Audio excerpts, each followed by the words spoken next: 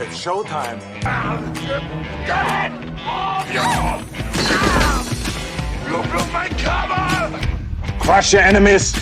See them driven before you. They hear the lamentation of their women. Oh, shit!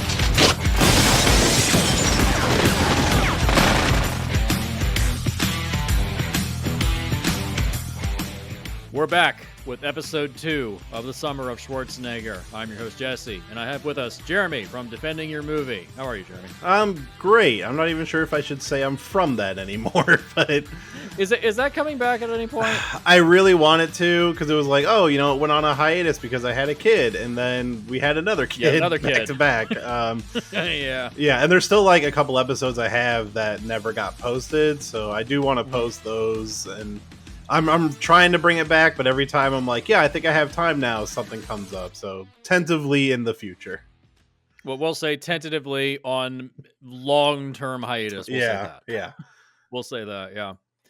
But yeah, we're here at episode 2 of the Summer of Schwarzenegger, the sci-fi action era. Hope's taking the night off, so it's just Jeremy and I.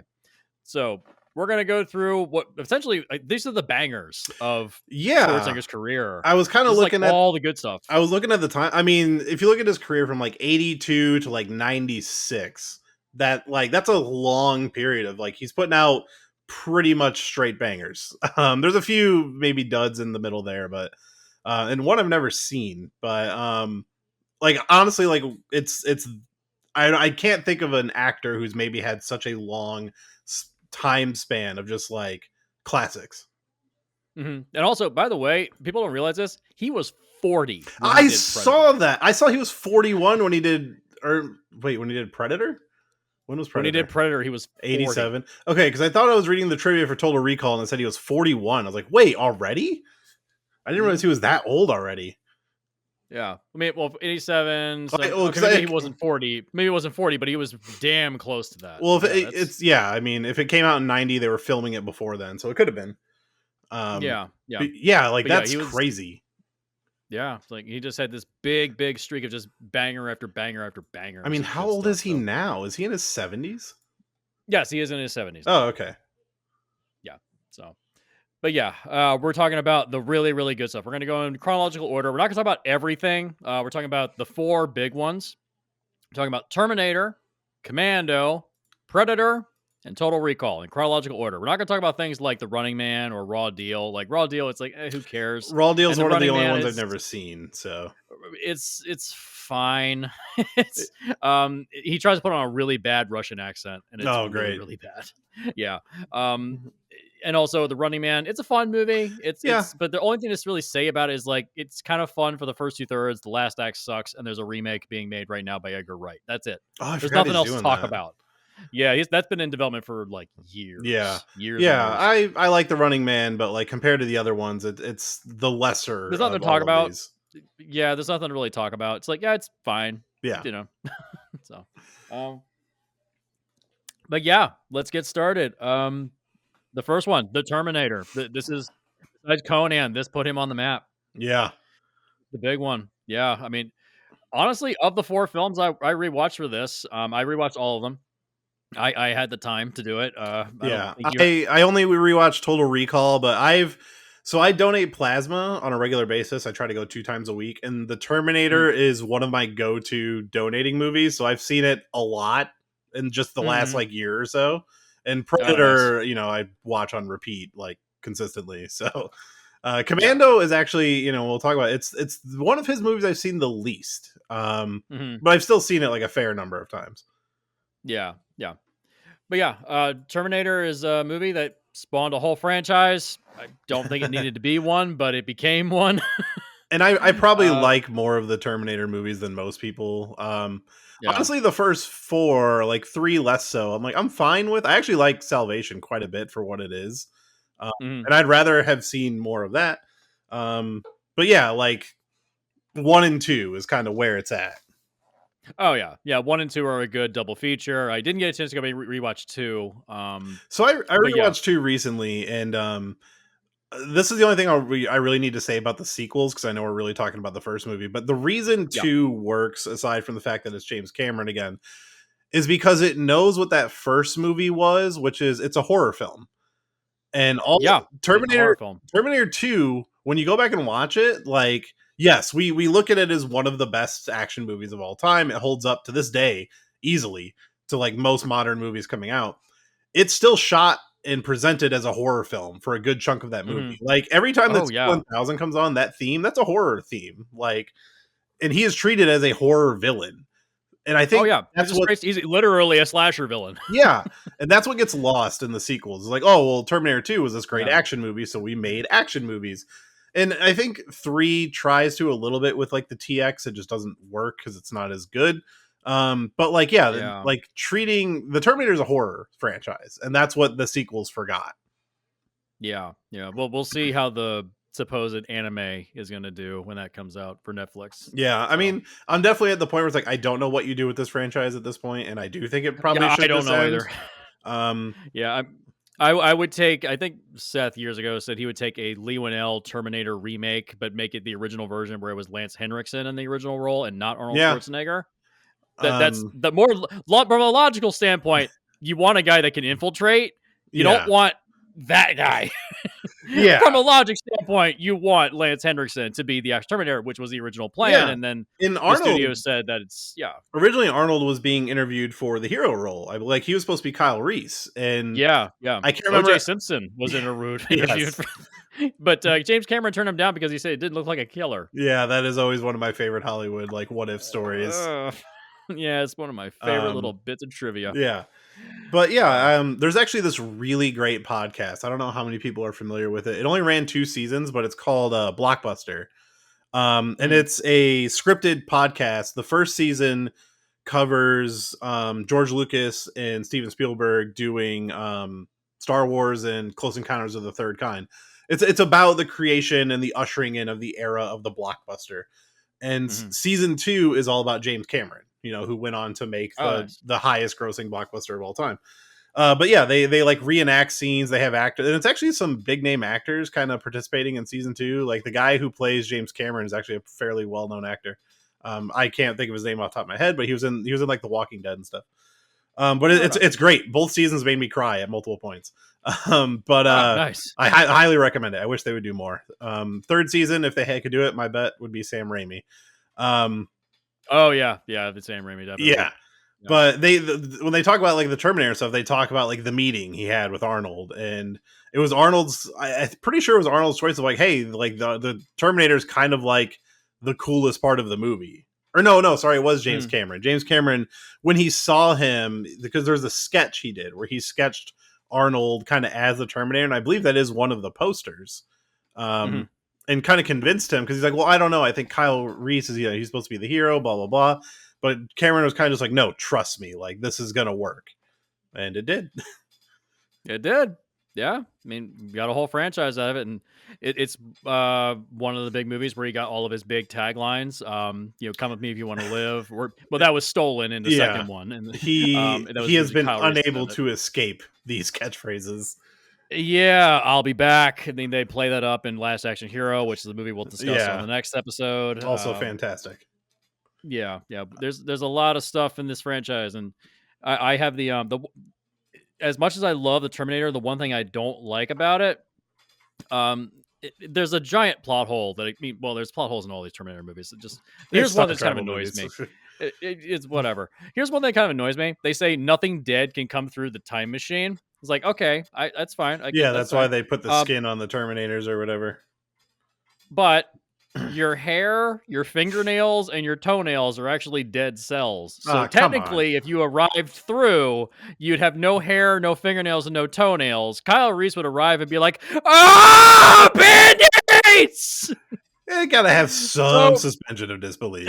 I know, it's just a funny thing. Whenever I see it, I'm like, that's your fingernails. I was curious where you were going with this. Then I was like, that's fine. I can buy that.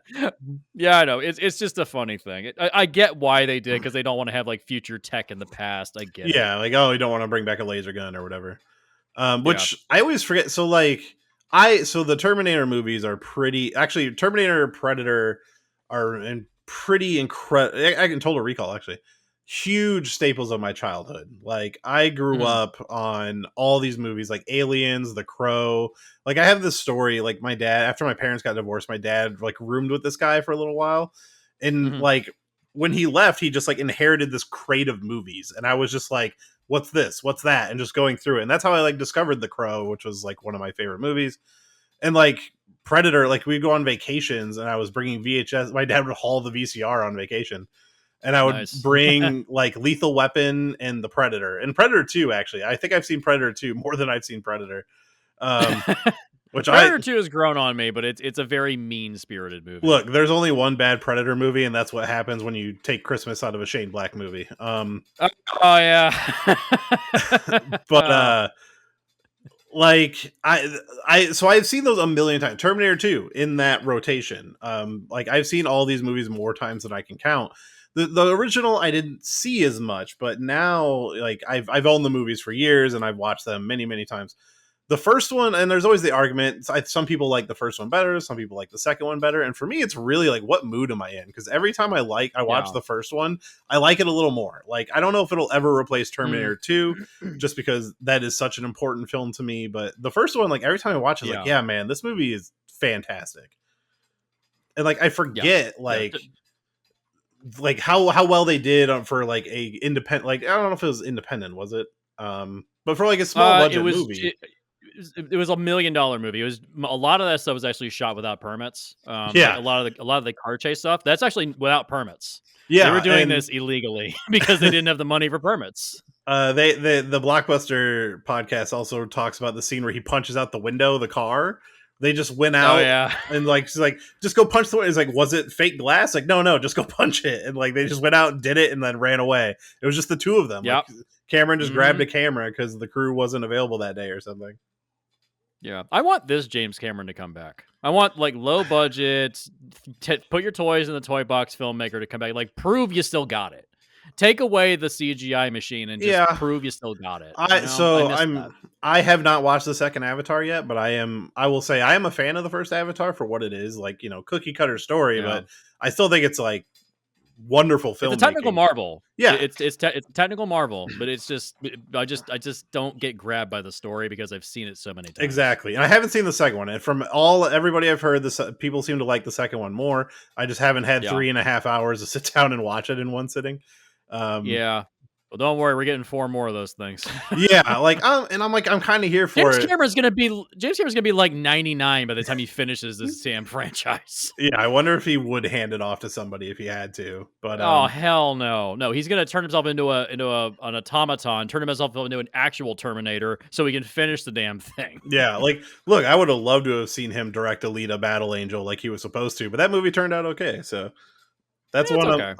I would die for a sequel for that one. Like. I mean, it has supposedly it's moving forward. I hope so. Yeah. But like Cameron, the guy doesn't miss. Honestly, like I have not seen a James Cameron movie I do not like. And his weakest movie is probably at this point True Lies, and even then I'm like, it's pretty good. I think True Lies is actually closer to the top. I would say the weakest is maybe The Abyss, but that's one I haven't seen in a long time. Have you seen the most recent release, the director's cut release? I've seen the director's cut like a long time ago. Like they put one out like when it originally came out. Yeah, there was a new release just came out. It's fantastic. It's very much worth getting. It's way better. True Lies to me, there's a lot of like inherent misogyny that's in the movie in the back half, and I'm like, it just kind of bothers me a little bit. I haven't watched it in a while. Stuff that didn't age well. Just stuff that didn't age well in that film. And that could be fair. I haven't watched it in a while, but like. To me, that is one of the quintessential Schwarzenegger films where it shows everything he has to offer as an actor, and he like crushes it throughout that movie. And like it is like kind of a ridiculous movie, but one of my favorite kind of like action comedies. Also, Tom Arnold's like only good movie. Yeah, it's true. It's true. But yeah, this first Terminator. I mean, I love the look of this movie. I love the blue. I mean, also by the way, we have this movie to thank for an entire genre of music. Yeah. Synthwave would not exist without this movie. My favorite band wouldn't exist without this movie. Gunship would not exist. Okay, I've never heard of Gunship, but they're so good. I'll send you some music later on. But yeah, they have a song called Tech Noir, on their album. It's like, oh, that's the name of the club she goes Yeah. into. And there's a sequel song on their third album just came out called Unicorn, reference to Blade Runner, Oh, called nice. Tech Noir 2, and it's a more upbeat sequel version of that song. It's like, oh, it's cute. Yeah. Oh, okay. I didn't know. So the composer for this, Brad Fidel, I think is how you say his name. I Yeah, didn't yeah, know yeah. he also did True Lies. But yeah, I love that he kind of like he looks back at these of like, oh, I don't understand why people like them so much. Like I saw in an interview, he's just like, Yeah. I don't know, that was just something I did. I don't know. I guess people like it, but it's like, no, like the Terminator 2 soundtrack alone is incredible, and I mean both of them are fantastic. But that Terminator 2 score is like one of my all time favorites. Oh god, yeah. That I mean here's the way I'll describe T1 to T2. T1 is like is the really well done, independent, low budget, gritty filmmaker making a blockbuster, but not quite having the tools to make it perfect. Yeah. T2 feels like proof of concept. Like it's the same movie, literally almost beat for beat, line for line, almost the same movie, but bigger budget, bigger crew, bigger visual effects, just bigger everything. It's just the same movie, just bigger. I think was the problem with the later sequels, that they tried to copy that with T3, and that's where it's like every movie became the same. Yeah. And I can't remember what book I read it in. It might have been like Save the Cat or something. But talking about like, oh, a movie is just give me that plus more. Like Terminator 2 was the definition of that. Yeah, give me that plus more. Yeah, which can work sometimes. When you do something like T2 and have something to say and you try to make a point, but when you're just like when movies become like what are they called, ash can movies, where you're meant to maintain property rights, that's when it becomes a problem. That's when you get like Dark Fate. Yeah, I mean I thought Dark Fate was fine, but it's not. It's okay. It's fine. It's fine. Yeah, it's fine. like it's the funniest part of the movie is when he's supposedly with a family, as a human, and he's sitting in a lawn chair, and I'm like, isn't he like 500 pounds? Yeah, that lawn chair just snap. That's something that kind of like, if you really watch all the Terminator movies and think about how much this guy should weigh, like there's a lot of things like, wait a minute, this car should not be moving forward. Yeah. Yeah, it doesn't matter. Yeah. But yeah, Arnold in this movie, it plays into his strengths. Like he's not asked to do very much. He's allowed to be stoic because he's a machine. He has very few lines of dialogue. Just be big and intimidating. Yeah. And he does that. He's huge. It's so interesting to look at his early career versus where he becomes, because like there's not many actors who are charismatic as Arnold in his prime. But like, looking at like his early career, the dude didn't speak a lot of English. Like in Conan, he barely spoke English. Go back to we referenced Hercules in New York, one of his very early films. He was dubbed in the original version because they're just like, we can't hear him through his accent. And he was credited as Arnold Strong because nobody could pronounce his last name. Oh god, that's great. Yeah, it's great. Like, they have since released the original version without the dub. I that's why I've actually never seen that movie. It's not that great. That's all I've ever heard about it. That's all I have to say. Yeah, but I mean, you know, like he's perfect in this movie, and I think it was actually his idea too. I can't remember. But I never noticed it when I was watching it, and then it was in an interview or something. I saw the scene where he gets lit on fire, and then he doesn't have eyebrows for the rest of the movie, and it just makes him look so much more intimidating. Like I never noticed, like when I was younger and watched, I was like, why does he look different or off throughout the rest? So I never noticed he didn't have any eyebrows anymore. Because he jumped through that fire. Yeah, and he's like, oh well, the eyebrows should be burned off. So sorry, I almost left.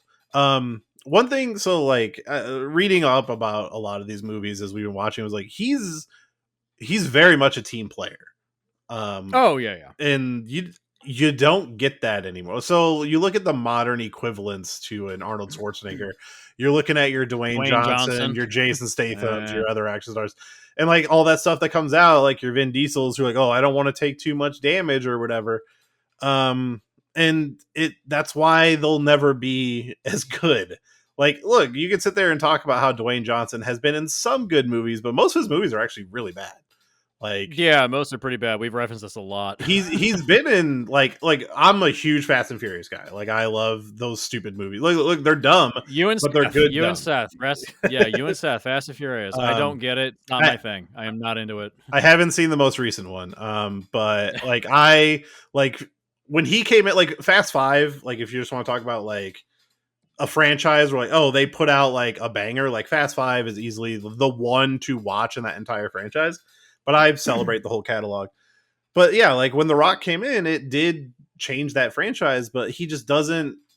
It's different. It feels different. Like, you watch these movies and you see how like messed up Schwarzenegger gets in something like Predator, and like that affects how I care about a character. And it was even something I noticed rewatch. I'm rewatching the John Wick movies right now just because. And like, hold up, we had a bit of a glitch there. oh, sorry. Oh, hold on. Let me. He kind of disappeared for a second. Sorry, where did you lose me? You were talking about Fast Five. Oh, okay. Yeah, like I was saying, Fast Five is kind of like, if you're going to watch just like one movie in that franchise, Fast Five is the one. And like, when that's the one where The Rock comes in, and it's just like a straight up banger of an action film. But yeah, they got away from being heist movies, I think, is what that one is. That one totally is a heist movie though. But like, The Rock just doesn't carry that franchise forward in the same way. And honestly, I really like Hobbs and Shaw when it's The Rock and Statham. But like, it's just like, you never see these guys really take any damage. And even so, I was rewatching the John Wick movies right now for the first time, and it's been a little while since I'd rewatched the first one, because I'd watched like 2, 3, 4 more recently. But like, starting from the beginning, it's like, man, he really gets messed up in that first movie. Oh yeah, and then it has God mode turned on by the fourth one. Yeah, like down that flight of stairs at the end. I'm like, dude, God. Like I get up. I love all those movies. I'm glad they kind of put the pin on his story in 4, because I was worried they were going to drag it out too long. I love all of them. 2 is my favorite, but like the first one is definitely the best one. 2 is just my favorite. But like, like he gets so messed up in that first one, and then once they introduce the bulletproof suits, like he's taking damage, but he's not really getting hurt, you know? That's where they became more like fantasy. It's like bulletproof suits. I'm willing to give it a little bit of leeway, but then it's just like he's just constantly covering up. It's like, somebody shoot his hands. Shoot his hands. Yeah, I got so sick of it after the third one, and 4 was just kind of like, oh, we're still doing this. But yeah, like watching Total Recall last night, like, oh, Arnold's getting messed up in that movie. Like, there's oh god, he gets kicked in the balls 4 times in that movie. It's so good. But like, he's all game for it. Like, hey, what do we want to do? Like, I love that about him. And like, just he's very heavily involved in the production. Like, he cares what's going to happen, but he cares in the way of like what's going to make the best movie. Yeah. And when he's starting out with the Terminator, it's like, you know, he said, I don't want to play the hero, make me the Terminator, because that's the big standout thing. You want a big guy that's going to be on the poster intimidating, because imagine if it was any other actor. Like, the original plan was that Lance Henriksen was supposed to play the Terminator. And that makes logical sense for that story. It's like, okay, you want a guy that can infiltrate, can hide among people. That makes sense. And you kind of get that with T2 with Robert Patrick. With Robert Patrick, yeah. But imagine putting Lance Henriksen on the poster. Not as exciting as Arnold Schwarzenegger. No, I love Lance Henriksen. There's just a presence. Yeah, there's a presence to Schwarzenegger. As much as I love Lance Henriksen, and he is in the original film for that little role. Yeah, it's not as interesting or exciting. I mean, even Michael Biehn. Yeah, like fantastic. But Arnold on the poster over him, even though Metal Gear Solid kind of stole, or the original Metal Gear kind of stole his look for their cover. Oh yeah, that little thing. Yeah, that's a funny little thing. Yeah, the image of Michael Biehn in the future flashback where he's got the gun up is the cover art for the original Metal Gear. That's pretty funny. Which, man, the future scene, I forget how good the future scenes are in the first movie. Like, I always remember the opening of the second one. Like, that scene is incredible, but I always forget how good they are. And again, kind of scary they make it seem in that first one. Oh, it's like we said, it's a straight horror movie. Like, that is, if that's the future, it is horrifying. Yeah, it's terrifying. Again, if you want to make another Terminator movie, make it a horror film. Like, I think that's kind of what they're missing. Yeah. Personally, the only thing I want out of Terminator at this point is a XCOM style video game. I think that'd be perfect. I mean, if you play Helldivers 2, which I've been obsessed with for the last couple of months, the when you fight the automatons, it feels like you're in the future battle Oh, of really? the Terminator I because totally they missed have the whole gunships. Helldivers 2 thing. Oh, it's so worth it. The gunships that come out on the automaton planets, they are the exact same look as the gunships in Terminator. The exact same look. I was sitting over here way too busy with kids, being so jealous watching everybody play Helldivers 2. Well, the player base is kind of nuked now. Thanks, Sony. Oh, great. Yeah, but the one thing I don't like about the Blu-ray version of this, when they re-released this and gave it a special edition Blu-ray, they redid the audio mix for all the gunshots. I mean, the original version was mastered in mono, so it had like that kind of like Indiana Jones style gunshot sound effect for all the guns. Yeah. Now they've redone them. They don't sound like they have as much impact. I have it There's a digitally on iTunes. I don't know what version they have up on there. There's a comparison video on YouTube. The original sound effects, I prefer them. I really wish. I mean, I think you can choose that as an option on the Blu-ray, but it's not mastered for 5.1 surround. So it's Well, very frustrating. I'm Yeah. watching it on my phone like Scorsese intended. Chris Nolan would be proud. Yeah. I mean, yeah. the amount of I'm sorry, I watched Dune Part 2 on my iPad, and I didn't want it to be that way, but that's how it happened. Cinema. Yeah. It's cinema. I'm at the point where I need to squeeze it in when I can. I mean, look, I put in my headphones. I'm holding it like right in front of my face. It's immersive. Let me tell you. Yeah, I mean, I disagree with any filmmaker that says, "Oh, you have to watch this in a theater." Bullshit. Yeah. Like, dude, we don't have the time, and it's too goddamn expensive. Look, okay? I was dying to see it in the theater. Did not happen. Like it just it was great. Yeah, it was fantastic. Like I missed Furiosa entirely, and I'm kicking myself for it. And I still haven't watched it yet, but it's good. I didn't love as much as Fury Road, but it's very, very. I mean, when you're starting at a 15, if you make it to 10, that's fine. Yeah, I'm totally okay with it. I'm fortunately probably not going to get another one, at least not anytime soon. Yeah, that sucks. Oh well. But anyways, yeah, Terminator, fantastic. It put Arnold on the map. It's a phenomenal film. You know, this and Conan really launched him forward. Let's go to the next one. This is a movie that I'm near and dear to my heart. I know it's not a good movie, but I love it. It's Commando. Fun. I generally love this movie because it's so fucking dumb. And I know it's right wing. I know it's racist. I understand that. But I still laugh a lot while I'm watching. It's great. Yeah. This is the one of his movies I've seen the least. I didn't see it until much later after all these other movies we're going to talk about. It was definitely the last one I like encountered. And it was somebody just brought the VHS home or something, and I was like, oh, this is an Arnold Schwarzenegger movie, or maybe we rented it from like a family video back when that was a thing. But yeah, like it's the one I've seen the least, but I love it. Like it's so good, it's so fun, it's so dumb. It has like some of the dumbest puns and things like that he's had in his career, like I let him go or whatever when he's holding the guy off the cliff. Oh yeah, this green beret's gonna kick your ass. Green beret for breakfast. Yeah. One of my favorite things, everybody talks about the villain of this movie when he fights him at the end. I'm like, why is he wearing chainmail? And then you see in HD, it's just a shirt. It's just a shirt. It just looked like chainmail back in the day. Yeah, he's the biggest flaw of this movie, I think, is ultimately that Vernon Wells, while I like him, he was one of the main villains in The Road Warrior. Oh God, that is the same guy. It is the same guy, yeah. By the way, I just watched it the other day. And by the way, in Helldivers 2, there's a planet literally called Vernon Wells. Oh my God, he's also in Power Rangers Time Force. Sorry, that's you didn't know that? He's the main villain. He's the main villain of the season of Power Rangers Time Force. Yeah, quite an illustrious career. I never believed that Vernon Wells could ever take Arnold Schwarzenegger. No, never, not in a million years. Never. That whole ending battle, I'm like, no. Yeah, no. I mean, to be fair, you could say that about most people that he's put up against in just the movies we're going to talk about.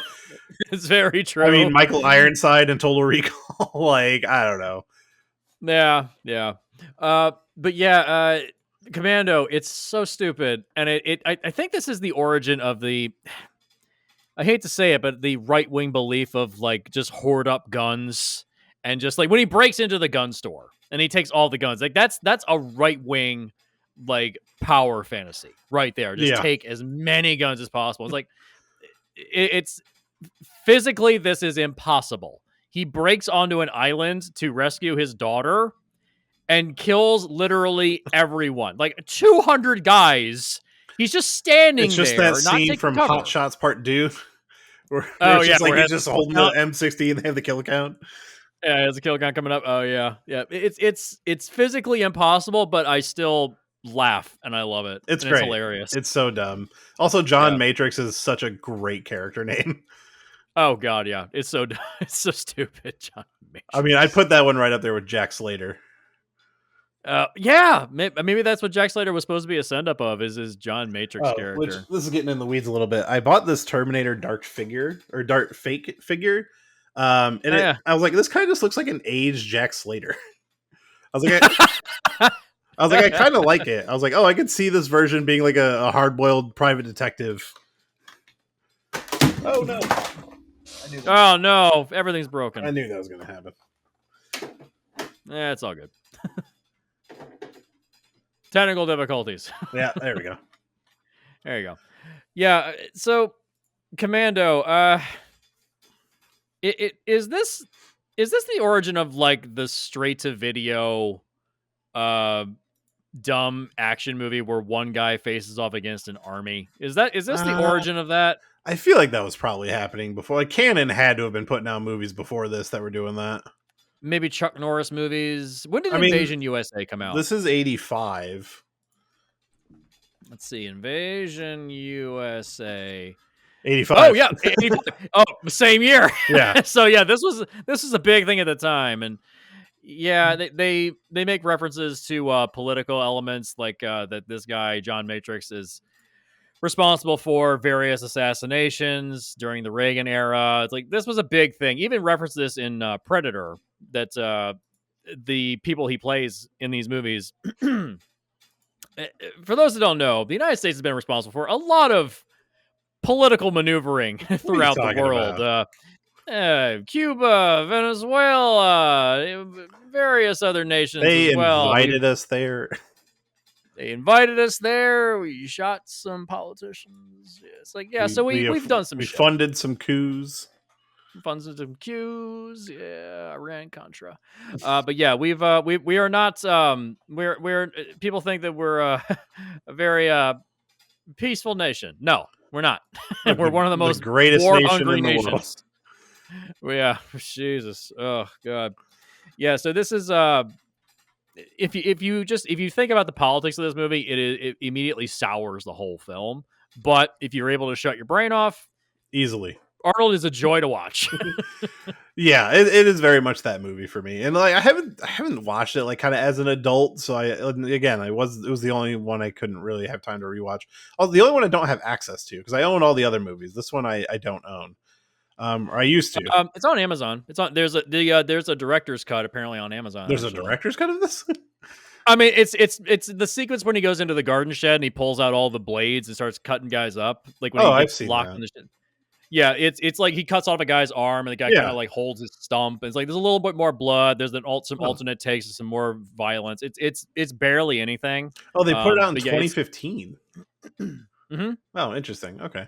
It's not a lot. It's little things that just would have pushed it to an X rating. This reminds me of, I think it was Fast 5. It might have been Fast and Furious 6. But the extended edition is the quote unquote extended edition is the same runtime as the theatrical cut. And I think what it actually is, it's like different camera angles. It's like a special edition type thing or a director's cut. It's really just different camera angles and certain shots and stuff like that. But there's no extended time. But on the package, they call it the extended edition. Mm-hmm. Yeah. Sometimes filmmakers do that. I can't. What movie was it they used alternate takes? I'm sure it's Anchorman. When they had that whole Anchorman 2, when they shot a whole other movie because that movie is all improv. Yeah.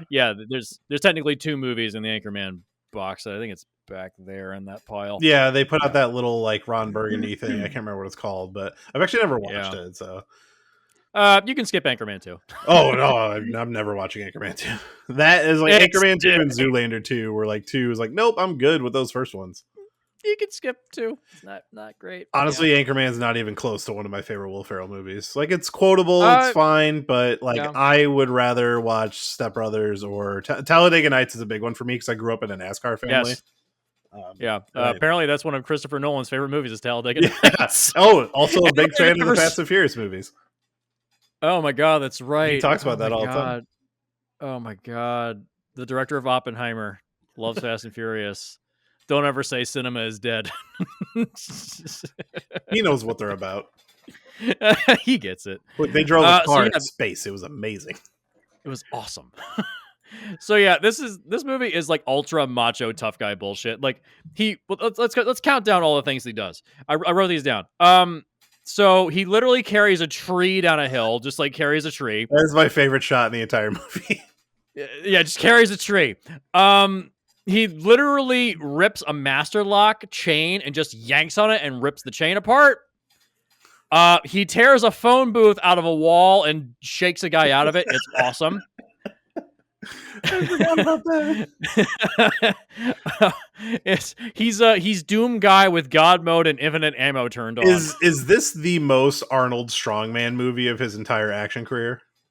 I think so. I think it's the most him. It's the most of him showing off. Like Predator might be the most pornographic in showing his muscles, like setting all those traps and stuff. But like this one is a true test of strength. Yeah. But there's I remember this movie that inspired him in Total Recall. I think this and Predator. He told Paul Verhoeven with Total Recall, please give me some action scenes where I don't have guns because all I did in Commando and Predator was shoot guns. That's why he gets into more fistfights in Total Recall. He does. He was tired of a lot more. Yeah, he got tired of just shooting guns. It's like magic. It's just it's kind of boring after a while. Yeah, there's also a lot of guns. Even the John Wick too, though.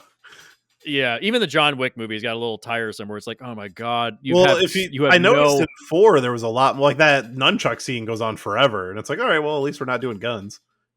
Yeah, it's true. And John Wick 3 also has that like 3-way sword fight at the end.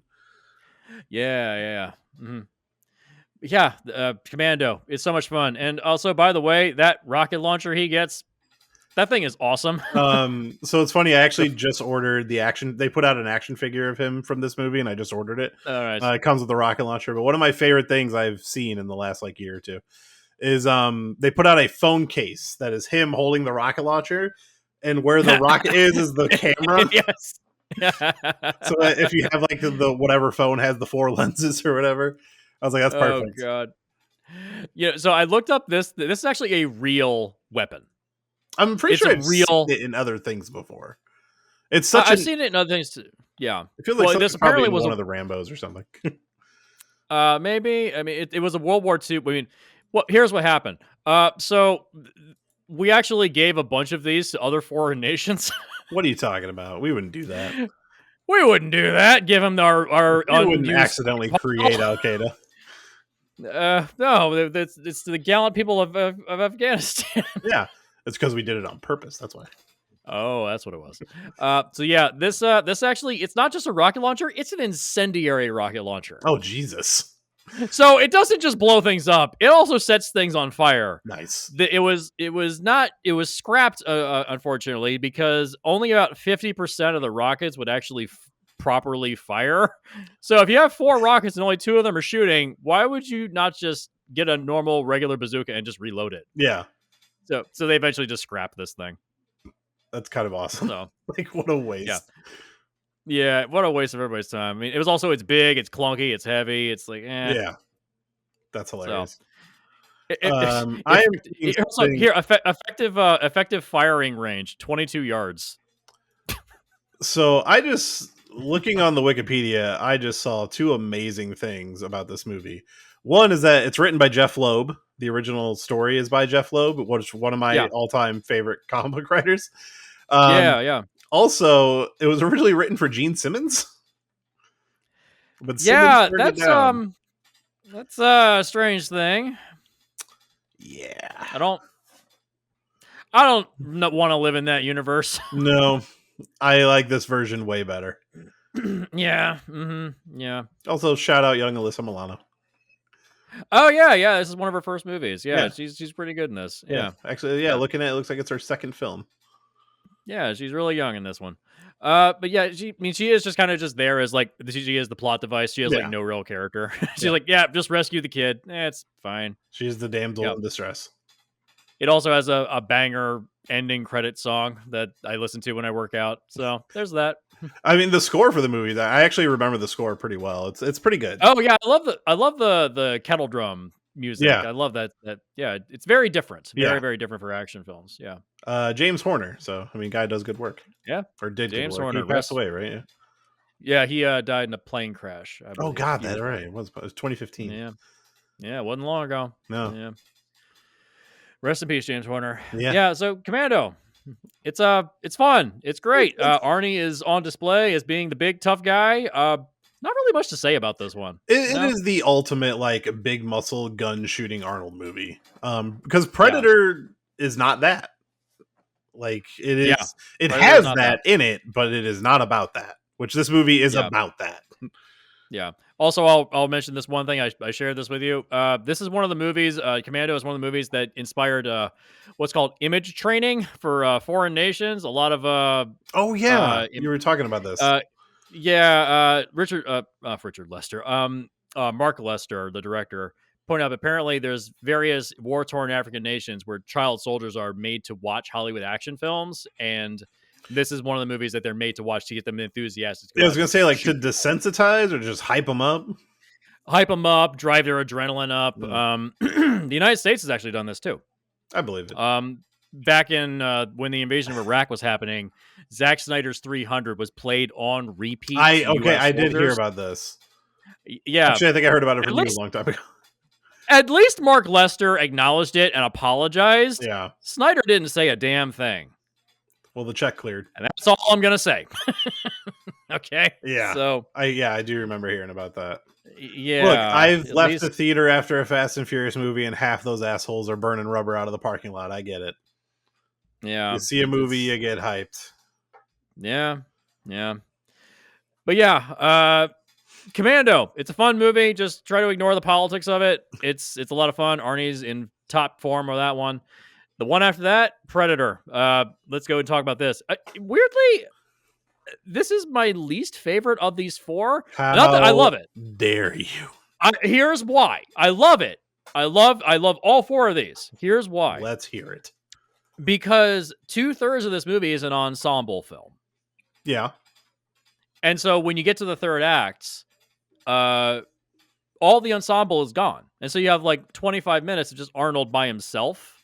And it's there's no one to play off of I at that point. kind of love it though. Like that is like because it's also kind of silent because he's not talking to anybody until it's kill me, come here, kill me. I agree. I love it as well, but I do feel like there's just something that's just missing for me. You know, I get it, especially because like you look at who's in this ensemble cast. I mean, Carl Weathers, rest in peace. Jesse Ventura, for what that's worth. Oh yeah. I mean, Shane Black filling in. Shane Black's in it. Yeah, a harbinger of things to come. Yeah, he brought in the Predator franchise and then almost killed it. Thank you, Prey. Oh God. Thank you, Prey. Hopefully look, we get another one. I love Shane Black. He's made one bad film as far as I can tell. Yeah. As far as directing, so I'll still go see his next one and see what he's got. But yeah. Oh, that reminds me. I just remembered the shirt that I'm wearing tonight. This was special order. Can't get this nice. anymore. I see Contra. Oh, oh, that's amazing. Yeah, I got that special order. You can't get this anymore. So it's Arnold and Sylvester Stallone as their characters from Predator and Rambo 3. And the box art of Contra. There you go. I'm just wearing my Nice. old podcast shirt. There you go. For the podcast old- that existed the old, before the current podcast. Yeah. So the original box art of Contra was this image of Arnold Schwarzenegger with the alien face in the middle. So That's hilarious. cute. That's funny. But yeah, Predator. I think this is the only one of these films that actually feels like he's really trying as an actor. I mean, he's trying in all of them. Yeah. But this one, I really feel like he's actually feels like a well-rounded character. Yeah, like I would point to this film as like this is when he became like Arnold Schwarzenegger, like the star. Like Yeah. while he was leading these other movies, like yeah, you know, he's doing fine. He's doing the He's on the job. ascent, but then Yeah. this is where he finally hit that peak. And he's showing a little bit of depth. Like he shows fear and like he has to work harder in this movie than he has in previous films, and he nails it on 100%. But he's also Oh, yeah. doing what he does, like throwing a knife into a guy and going stick around, you know, like it's Yeah. Those are the things I actually don't like in the movie. but like I love it because it's so on purpose of like, hey, we're gonna show you this one scene, like, hey, look how badass these guys are, and now watch how they all just get taken down one by one by this creature that these big, huge muscle men cannot stand a chance against. Oh, yeah. Which is like when people complained about Prey, like, oh, she's gonna get beaten by a little girl. It's like, well, did you not watch the first movie? Like, Arnold didn't beat him because he was this big, strong guy. He beat him because he outsmarted him. Yeah, the point is that you outsmart them. Like physically, you could never beat a predator. Like there's a moment in the end fight where he Let's be literally clear. punches. What's his name? Danny Glover took down a predator by hand. There is so much I like in Predator 2, but that ending fight, That is one of them. No, I'm kidding. That is one of the things I don't like. Also, But in yeah, Predators, you got a Yakuza. Him and the Yakuza are the only two to take one down by hand, is by my number. So those are the ones I want in my bag. I totally forgot Predators exists. I totally forgot that movie I love exists. Predators. It's I love it too. I just totally forgot it exists. It's one of those movies where you're like, oh yeah, that is a good movie, and you just kind of go on with your day. Yeah. Honestly, my only complaint about that movie is like I wish there was a little more of it. Like that's one of those ones where I think it clocks in probably like an hour and a half, hour 40. It's like I would have watched this at 2 hours. Like that's probably a studio mandate or something like that. Probably. But that one I really like that one. And I love the Yakuza scene actually. But yeah. But the subtext of Predator is that it's not just a sci-fi action film. It's a Vietnam film. That's what it is. It's a Vietnam film. It's representative of soldiers trapped in Vietnam trying to fight their way out, NDA surrounding them, and then just getting taken down one by one. It's what it is. It's very reminiscent. Visual imagery of Vietnam. There's that last shot where he's just on the chopper and he just has that 1,000-yard stare. That could have been put into any like Hamburger Hill or Platoon. Like that could have fit right into any one of those movies. That could have fit perfectly. Yeah, you could have just not had an alien in this movie and it would have been the same movie. And honestly, the only complaint I have about this entire movie is the opening scenes showing the alien ship. Take it out. Shouldn't have been there. And it wasn't originally. I agree. I always forget this has an opening showing the ship. I agree. Because it shouldn't be there, and it wasn't there originally. That was actually done by the studio without John McTiernan knowing. Yeah, I don't know why they needed to have like it's more interesting when you don't know. Yeah, like I don't need an explanation here. The movie's perfect. Alien, I don't like Alien. I don't need an explanation. I don't need to know what this black goo shit is. I don't care. I'm not gonna go there. I love Prometheus. There's so much I like in that movie, and there's so much crap I don't. I mean, yeah, I will go on record. I am a big fan of Prometheus and Alien Covenant, but obviously not perfect movies. Although I would argue Prometheus is better than anyone gives it credit for. But there's a comic book that is actually like a way better follow up to any of that stuff called Fire and Stone, and it was like 4 brands. Yeah, I've read that. Yeah, it's crazy and awesome, and I love it. You can't really like if you want to get the book, it's literally like the size of your torso. But I got the digital version, so I didn't have to lug that thing around. But it's awesome, and I love that all that exists just so that comic can exist. Yeah. Is it like it's like the Alien franchise, the Predator franchise, the Marines, or something like that? And then there's like the Prometheus story. Yeah, they kind of converge. There's because it was like different titles branded Fire and Stone. So it was Aliens Fire and Stone, Predator Fire and Stone, Prometheus Fire and Stone, and then Aliens versus Predator Fire and Stone. And they you read them in an order, and it all tells one huge story. And they did a sequel called Blood and something, I can't remember. The sequel's less good, but still great. Highly recommend both of them. But it's harder to track down now. Yeah. I remember years ago we did it was a film rescue. It was me, Seth, and Roster from Twin Perfect, now a defunct channel on YouTube. Um, and we were talking. I was describing the sequel to Prometheus and the little proto alien and what happened to him. He apparently Yeah, ingested more black goo and he turned into a mountain. yeah, And I was like, yeah. It's in that book. it's like, okay, The deacon, I think they call it. yeah, like Yeah. I I love the concept of the black goo. I just think it could be mined a little better. And I mean, I hear rumors that Romulus might use it. I've avoided all trailers, so I don't know what's going on there. I mean, I'm kind of just done with Alien. I don't know. I don't know. It's How did we get to Alien? We're in Predator. it's the same franchise at one point. It is now. Yeah. Thanks, Predator 2. But like I do think Predator is kind of the one franchise that like I'm surprised they've never been able to pull Arnold back to it. And maybe They one tried like, to. they've tried like They tried multiple to. times. He was supposed to be the Lawrence Fishburne character in Predators. He was supposed to be in Predator 2. I think he was going to show up at Gary the end or Busey. something. Yeah, he was supposed He to be. Gary Busey's character. Yeah, and like I find it crazy that he just asked for a ton of money to do Terminator 3, but never just asked for a ton of money to do Predator.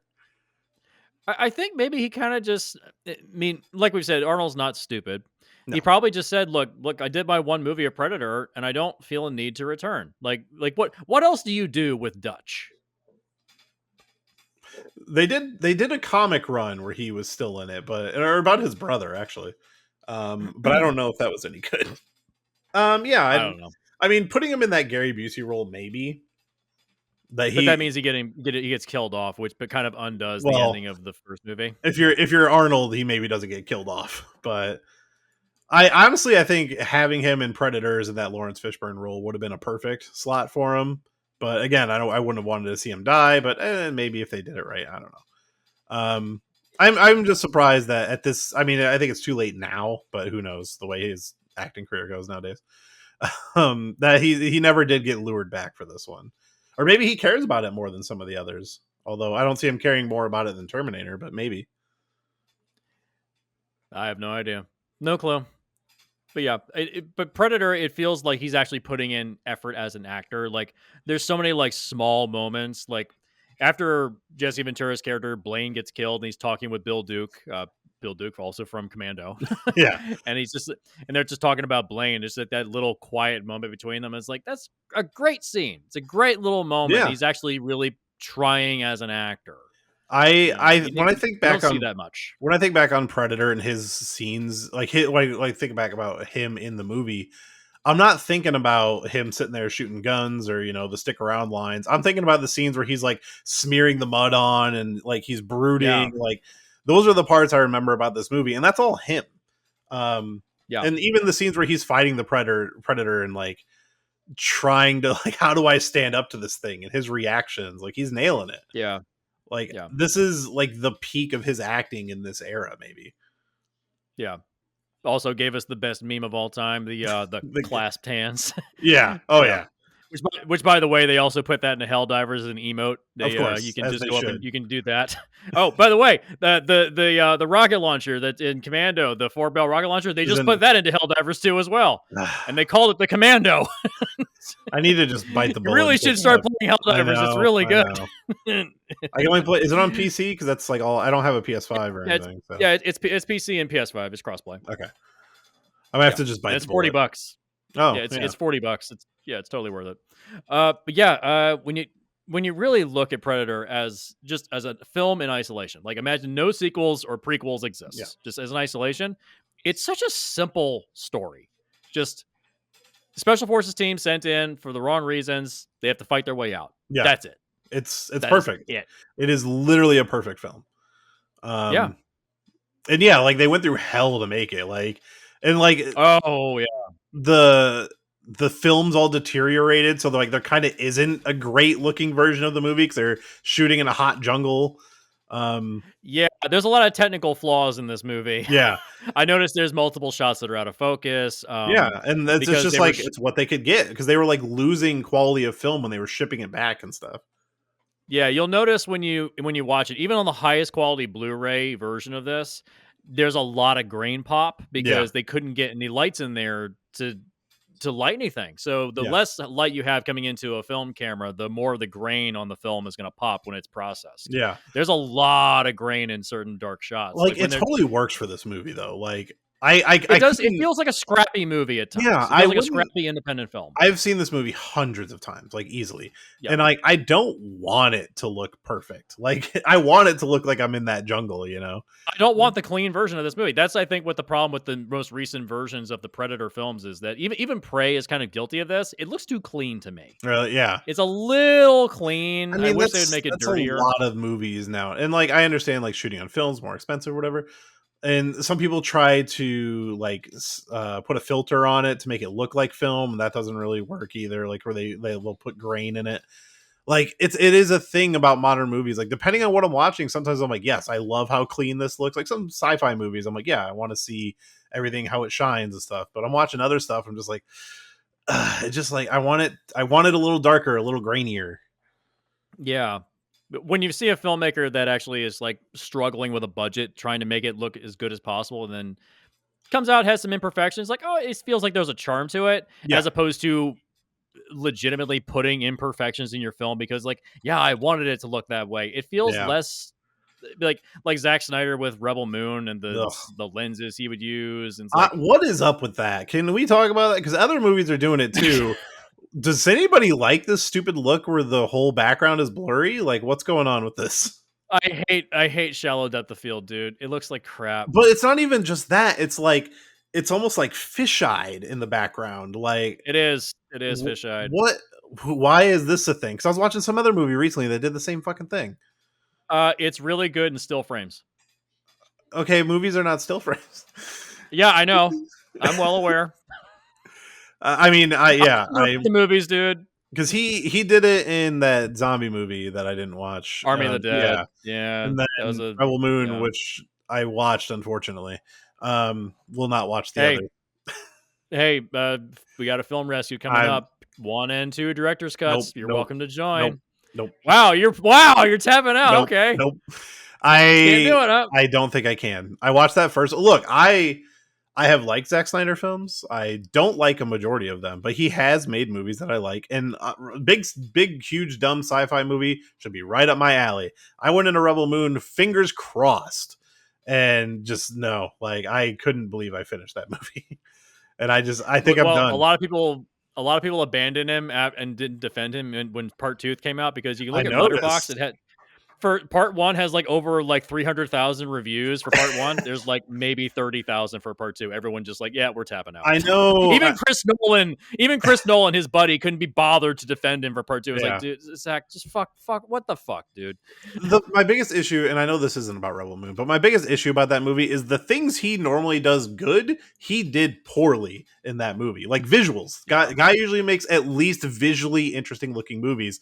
And that movie looked like garbage the whole time. This is what happens when a director has an unlimited budget. Yeah. Compare that to Predator, where you have harsh conditions, not a lot of money, not a lot of time, and you're going to lose your actors after a certain point because Arnold was in demand at that time. Yeah. You got to just get the shit done. Yeah. That's the charm of Predator as opposed to Rebel Moon, where because you feel like this is made by a legitimate filmmaker that's trying to make something great. Shit. I know this was 87, but the budget for Predator was only $15 to $18 million. Like, oh yeah, I always like no money, dude. My bar of reference, and this is a really terrible one, is because it's the first movie I watched an audio commentary for, but the first Resident Evil movie. Those are $30 million movies, and those are cheap movies. They're cheap. And they do what they can. John Wick, but for reference, the first John Wick was also about $30 million. Yeah, so for me, I'm like, $30 to $40 million. I think Deadpool was maybe $40 million, the first one. You're like, there was about 50 or so. Yeah, but like you're looking at like a 30 to 60 range. Like that's like a cheap movie nowadays. And like I go back, you look at I think the budget for Aliens is like 18 or $20 million. Like it's super low. Oh, it's like nothing. And I'm like, that's nothing. And I was watching that movie again, a big donation movie for me is either Aliens or the first Terminator. And I'm like, dude, this is like still one of the best looking movies I've ever seen. Like some of the best sets I've ever seen. And that movie was so cheap. Mm-hmm. I mean, Predator, they're out in the jungle, you know, they're not doing a whole lot, as far as like they don't have a lot of sets to build. But still, Yeah. like, and you have the iconic scene where they're all just firing into the jungle, which I've always heard Oh is yeah. was Oh the god. mandate of, hey, we need more gunfire in this movie. So they literally just went and shot into the woods. But it's also Oh, a I love great that scene. scene. Like, that's a good scene built out of innovation. Yeah, like the studio demands more gunfire. Okay, well, we try to shoot the alien and we miss every single shot. Yeah. But It's great. It's great for the story and it's awesome. Like, dude, Predator is a perfect movie. Yeah. Predator I mean, 2 and also is sort of a perfect movie. it's got it's a concrete jungle, not an actual jungle. But I will say this film also inspired a cavalcade of knockoffs that are Which just I idiots love diving into that stuff. idiots in the woods. Oh my god, the amount of movies where it's like idiots in the woods tracking an alien. Yeah. It's Oh own my god. genre. Red Letter Media wouldn't exist without those knockoffs, okay? And Jesus Christ. Yeah, it's quite a thing. Predator is a perfect movie. I mean, I agree.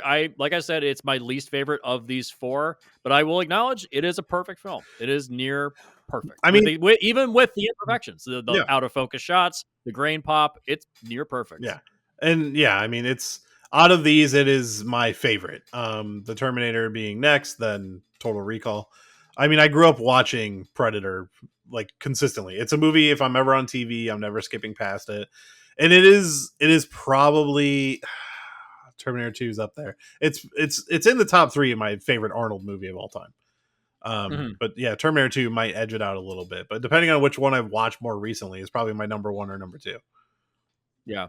Also, the score. We got to mention the score. It's great. The Alan Silvestri score. And Alan Silvestri is secretly the best theme writer of all time, just between like Back to the Future, Predator, the fucking Avengers. The Avengers, yeah. Yeah. It's the only music in the entire Marvel universe that I actually remember. It's the Avengers theme. I think about that often for some reason, because somebody said there's a few I remember. Like, I remember the Guardians music fairly well, and the more recent Spider-Man music, but it's because that is similar to older Spider-Man music. But yeah, like that Avengers theme is like untouchable. I still cry every time I listen to Portals. But yeah, Alan Silvestri and then Back to the Future are one of my favorite themes of all time. But one thing that's still working. Yeah, one thing the Predator movies have done pretty well is a lot of the sequels have continued to use that same music or some variation on it. I think Predators just straight up uses it. It's just the same thing. Yeah, I think Prey has kind of like a not retro, but sort of it's an earthy version of it. It's not as like hard edged as the militaristic version that's in this original. I've only watched Prey once. I need to go back and give it another watch. I mean, I loved it, but not enough to like really remember the music from it. Yeah, the only thing I don't like in that movie is when she turns into Kratos. It's the only thing I don't care for. There's the bear scene really bugs me. The CGI bear that like there's a real shot where like runs up the hill when she's running around the tree and the bear kind of comes around. It just looks really bad. That's a budget thing. I'm willing to let that go. It's like they didn't have a lot of money on that, and now that Predator is the franchise is owned by Disney, I can let a little bit slide. Yeah, it doesn't like break the movie for me. I think I probably still ranked it like 5 stars or something. Like I love it, but yeah, that was just like, ugh. I would have maybe thought of something different. Or I'm excited for the next one. So yeah, I hope they just fall the trap of just Predator in different time periods and stuff like Assassin's Creed. That shit. I mean, that's all you really can do at this point. Yeah. So, but yeah, so we'll go on to our next one. We're already over an hour. We thought we were going to go an hour. We're talking about Arnie and his prime. Yeah. Oh yeah. So the last movie for the night, Total Recall. So yeah, this is probably is this the most like interesting movie that Arnold's been associated with? It has the most troubled backstory for production. I can guarantee that. Yeah, and I don't know all of it. I was kind of reading up on some of it last night. It might be, at least for this time period. I'm like running through his movies in my head. It's maybe he's less of an action hero in this one. He's trying to play a normal guy, kind of a little bit. Yeah. Because originally he was supposed to play an accountant, and then they cast Arnold Schwarzenegger, and they were like, "Yeah, that guy's not running numbers." No, he's a construction worker now. Yeah. Yeah, maybe most interesting. I mean, I'd be willing. It's definitely the most out of his wheelhouse, I would say. Like, I don't see him doing a lot of Yeah. like crazy weird sci-fi like this, even though like we just talked about it, sci-fi, but it's still he's like a soldier. It's grounded, you know. Yeah. This Well, movie the reason he was no, go ahead. Go ahead. this movie just does feel like the most different thing he was doing, especially at this time period. Yeah. Well, also, this is from 1990. This feels like the tail end of the 80s action film. It feels Yeah. like an 80s action film that just missed the mark by 1 year. Yeah, it was the one more year last earlier 80s with action Pitbull. film. Yeah, it was the last 80s action film. Yeah, I'd love a documentary on this movie. The original director was supposed to be David Cronenberg. I saw there was a couple different directors that were attached to it. The other Well, also yeah. I forget Dan O'Bannon worked on this, who also worked on Alien, and yeah, I've seen Total Recall a ton of times. This is the first time I watched it like kind of as like a functioning adult. And it hits a little different now. Like, I don't know if I was like loving it as much as I used to. It let me ask you, It's got flaws. Yeah. It's got a lot of flaws. Sure. Yeah. Let me ask you, in the whole scheme of this movie, did it ever feel to you like did you ever question the reality of the movie? Because I never really did. I was like, oh, this was all just his memories from the recall. Are you asking if it's by the end of the film, is it a dream inside of his head? Or Yeah, is your it- take, because Verhoeven has never given a solid answer. He's like, look, it could be one way or the other, and his work, like, either one works. But to me, I was always like, well, what they say in the movie is what happens. So to me, it's like, well, this is clearly just his recall memories. It's a matter of interpretation, because here's the thing. If you were to say one way or the other, because I have seen the 2012 reboot, I have they too. basically say, oh, it's not great. It's like fine. I enjoy it. Who's that? Is that Doug Liman? Yeah, Len Wiseman. Is that Len Wiseman? That's Len Wiseman. What else did That's why Kate Beckinsale's in the movie, because they were married at the time. Okay, that's right. I always confuse Doug Liman and Len Wiseman. So Len Wiseman did like the fourth Die Hard, which I also like, and he did like the Underworld movies, right? Yeah. Okay, because they were married at the time. yeah, I kind of dig his action, like the way he shoots action movies. They're not. He's doing the John Wick spinoff, Ballerina. He's apparently the director for that. Okay, so I mean, that'll have me interested. Like, I like the Underworld movies well enough, some of them, and I like the fourth Die Hard, actually, for what that is. Like, I don't know how he learns how to fly a helicopter, but okay. I mean, whatever. To me, the biggest complaint of that movie is the whole taking down of the jet. That's really the only scene in that movie where I'm like, this now was a little he throws far. airplanes at people. Yeah, he throws airplanes at people. That's great. literally the one thing I think I would change in that movie. But otherwise, I'm like, it's a totally fine Die Hard movie. But at least they got the mixing bowl correct. So if you don't know what the mixing bowl is, it's a big highway that's outside DC. That's just a giant, like, just mesh of highways on top of each other. So they got that correct, because that shit's bullshit. Yeah, I've never been to DC, but I've been to some parts in Texas have a lot of stuff like that too. Yeah, Boston has a lot of that shit too. Yeah. Fuck Boston, man. Jesus Christ. Yeah, I don't know. Yeah, I kind of like his vibe of action, so maybe that's why I kind of like that movie. It's flawed for sure, but like as its own, I kind of look at it as like the RoboCop reboot of like, these are not what they were. Look at them as their own things, and as their own things, they're okay. They're fine. They're fine. Yeah, but they're just compared to the original. They're so inferior. Yeah, and like you kind of can't compare them. Yeah, but the remake states that it was all once he gets out of recall, it's real. It's like everything that's happening is real. It's not a dream. But in the original film, it's never said if it's a dream or if it's real. So, because if you straight up say that, it makes the film less and less interesting. So it's left to the viewer's interpretation. Yeah, and it totally, there is no definitive answer, and he's never given a definitive answer. But what I will say is, I was reading something last night where he's talking about the scene where the guy comes in to tell him, like, hey, I'm from Recall and you're losing your mind right now. And he's like, well, what would happen if I killed you? And then that guy is like, well, here's what would happen. And that's literally what happens for the rest of the movie. To the point where he's like, the walls of reality will break. And what happens? He shoots that guy in the head and the walls explode and guards come in and attack him. So I'm like, yeah, Yeah. okay. So like to me, I do read it as like he is in the recall machine, and then at the ending when it fades to white, you could read that as like, oh well, he's being lobotomized the way the guy said he would. So Yeah. that's kind of the version I've always kind of bought into. Like I never struggled with the story of like, oh, do I see it one way or the other? Like to me, it always just felt like, no, that's what it is. Yeah, I mean, and also it helps to justify the bad science in the film because they like, oh, the core of Mars is a ball of ice, and if Yeah. we melt it, it'll shoot oxygen into the atmosphere. That is very much not how Yeah. that But works. even when That they're is, strapping him in the chair, they're like, "Oh, it's the blue sky. That's a new one." Like it all tracks. Like this is all yeah, fake. yeah. But in terms of like Arnold's performance, like he's less and less of an action hero in this. He's mostly running away from things. Yeah, honestly, Like he'll get into fights, yes, but very rarely does he actually like take direct action. yeah, and that was something I actually noticed watching it for the first time last night. Not watching it for the first time, but the first time I noticed. Is Yeah. there's a lot of like there's just like great chase scenes in this movie. It is kind Oh of yeah, like Chase the movie. Um, yeah. And as much as we love to point out squibs in RoboCop, this might hold the squib like championship just for that escalator scene alone, which they had to Oh trim yeah, down where he grabs the apparently. guy. Yeah, just some random guy it's coming so home from work. insane.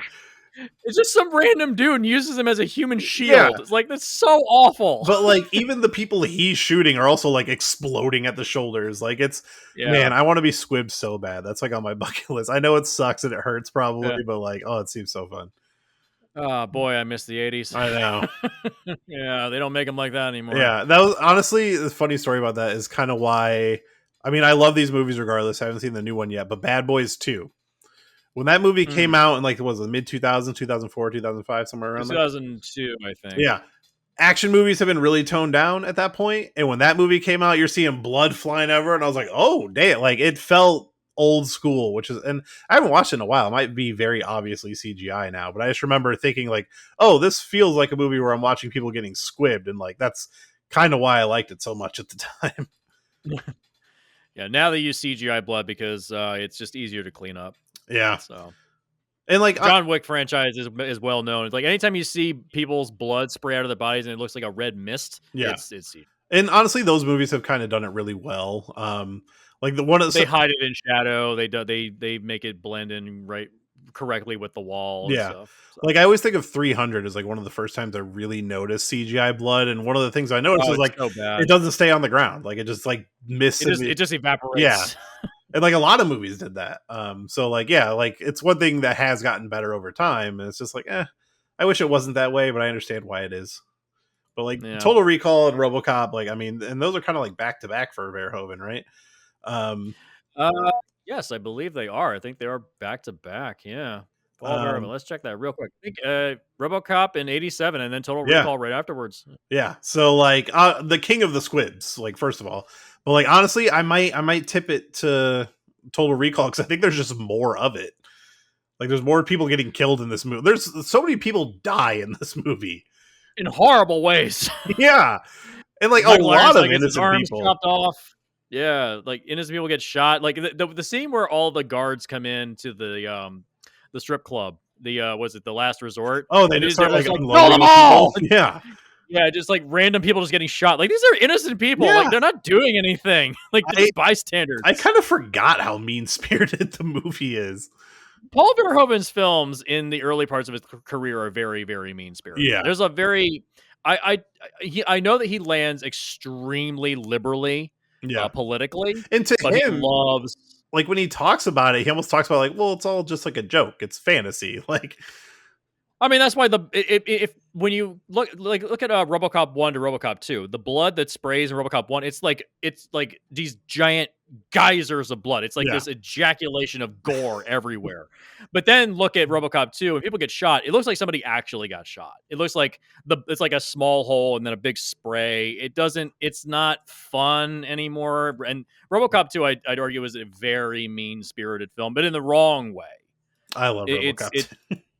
I love a lot of it, but there's a lot of things where I'm like, it's just No, it's you're so right. just, Though. You are right. it doesn't feel as fun as the first film. The first film is trying to make a point. The second film just feels like, well, because it was the second film is like trying to build a car and drive it at the same time Who because di- it was such a mess of a who production. directed RoboCop 2? Irvin Kershner was his last film before he Oh god, retired. It was his last film, then he retired. Yeah. Yeah, I don't. I've like RoboCop 2 is one of those ones where it's like I know it's not anywhere near as good, but it's like if you ask me on the right day, I might be like I like the second one as much as the first one, or maybe slightly more. But I think it's just by nature of I've seen it more because like it was I used just whatever my local video store had, you know. But like yeah, RoboCop 2, like Total Recall, like it's such an insane amount of squibbing going on in those movies.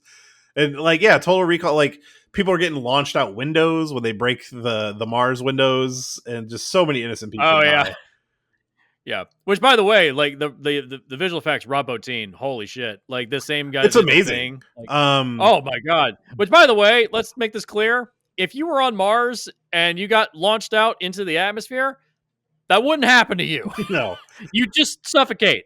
you just die. You um, wouldn't. Your eyes wouldn't pop out of your skull. You wouldn't swell up like a balloon. That's just all fiction. and just the ultimate Arnold, just like the yelling. Oh, But God. like, Yeah. I was noticing what was the 2 week scene. When like that still looks really good today. Like I was I was reading, I think this was like the most expensive movie ever made at the time, and like Yeah, it shows like there are a lot of the effects that hold up. I watch a lot of the Corridor Crew videos just because like I have no experience with special effects, but sometimes I find it interesting to watch them talk about it. And they talked about this movie, specifically the X-ray scene, because I think it's one of the early first CGI in a movie. And it still looks not great. the very first. It's not the very first. No, Young like, Sherlock Holmes was the very first. but one of like the early ones. You know, it's maybe the first yes. time they did like a full person. I haven't seen Young Sherlock Holmes. But yeah, like they talked about it on that scene. Like, man, so much of it still holds up today. I mean, there's still tons of practical effects in this movie. Like some amazing sets. Like this movie looks amazing, and there's so many interesting locations because there's a ton of locations in this movie, and each one of them stands out. Mm-hmm. Like even so much everything feels distinct. Yeah, even so much the like construction site he's in when he's going through his equipment, like a very plain location, but maybe one of the most memorable scenes in the movie to me. I mean, it's got the whole like get your ass to Mars scene and him pulling out the prosthetic, of him pulling out the tracking thing. Like that looks incredible to this day. Like I was watching it, like, man, how did they pull this off? Yeah, go back to the Terminator and look at the Arnold head that's in that. Oh my god, yeah. Where he pulls out the eyeball, it's so and then bad. Compare it to this one. Yeah, this looks a lot better. Even the stop motion like T-800, like at the end of that movie, like it just seems so quaint compared to like Total Recall, which is like what 5-6 years later. Yeah. I mean, just that jump in special effects, but also like budget as well. Because also, by the way, the budget for Total Recall was also inflated because there have been so many aborted attempts to try to get the movie made. They kind of absorbed the budget that on top of the actual budget. Yeah. So. And I was also reading a thing. So, speaking directly about Arnold, is there was something like, oh, the movie had like 16% public awareness before it was about to come out. And he was like, dude, the trailer's garbage. Like, look at the trailer. And so he screened the movie and then the trailer for the executives. And they all agreed that like, yeah, you're right. This is not good. So he convinced them to put a bunch of marketing into the movie. And when it released, it had like 99% public awareness or something. And then went on to be a huge hit. Like the dude is a champion for the stuff he believes in. Yeah, I mean, it's one thing to make something and say, yes, I've made this wonderful thing. But if you don't tell people about it, no one will go to it and nobody will care. Yeah. It's like, I mean, I don't like the concept of marketing. It does seem like sleazy to me, but you need people to know about your stuff. Yeah. Like unfortunately, like what some people forget, and I know we don't want it to be this way, but it is this way. It is the film business. Like business is a very strong key word in there. Like, look, I understand it's art and you want it to be art, but at the end of the day, you don't get to make your art if it's not making money. And that sucks. Yeah. But it is the way it is. And I think some people who want to be a part of that business don't realize that. And we were talking about Furiosa earlier on. A lot of people didn't even know the movie either didn't exist or they just didn't want to go to the movies and they just didn't see it. The movie crawled its way was like $176 million. It made back its production budget, but after marketing, it just Yeah, it's tanked. it's a shame. We're not getting another Mad Max. No, and so that's unfortunate because I really wanted to see that other one he had written. But Yeah. yeah, like the movie business it's about to go through a huge change, and a big part of it because people are just not going to the movie. We can't afford to look at everything. Like half the reason I don't go to the movies anymore, aside from time, is money. And expensive. yeah, and everything goes to streaming so much faster now thanks to COVID. Like it's like, oh, a month I can watch it on streaming, so why don't I just wait a month? Yeah. We're only going out. And I also hate going to the movie theaters. I put this out recently. I don't like going to the movie theaters because I fucking hate people, and people are obnoxious. In the last like 5 years, or no, maybe like 4 years or so, I've had 3 good showings at a theater that were not interrupted. People weren't loud, and people didn't walk in front of me. See, 3 showings. I actually don't get a lot of interruptions. I guess, I mean, I don't know if I'm just lucky. I mean, the last movie I saw in the theater was Guardians Volume 3. So I haven't been to the theater since then. Because that was like right before my second kid was born. It was like the month, like a few weeks before. Everything else I've had to watch at home, and I'm watching it like when people are falling asleep, or I'm watching it on my iPad. Like it is what it is, or I'm watching it on my computer. I like, why is Joker costing $200 million? Like Joker 2. I have no like idea. Actors need to start taking less money. Like people need to figure out like that's not sustainable anymore. The market has changed. I hope we get a lot of smaller movies out of this, but like the streaming wars are not going to take off because they're like, oh, everybody's like, we can do streaming because Netflix was doing it, and then they find out like Netflix figured this out a long time ago and they don't know what they're doing. So everybody's now starting to package their deals together. Like something's got to change. I don't know how we. Did you realize that? Did you realize that spending billions of dollars per month does not make up for only people paying $9.99 every month? Yeah, I mean, we straight up had to cancel all of our streaming services. Like I was only operating off a few that I had from other people. Thanks for your Peacock. Oh, you're welcome. Yeah, but like we recently were able to like go back into like Hulu, but it's like, well, we can't do all these. Like, what are we doing? Like, I have HBO from somebody, I have Peacock from somebody, so it's like, well, we'll get Hulu because that's like the one that we want. I would like to have Disney Plus because I want to watch the Star Wars stuff, but I have to find other ways to do it. Like, stuff's just getting too expensive. Yeah. I really don't know how I got on this. No, it's all good.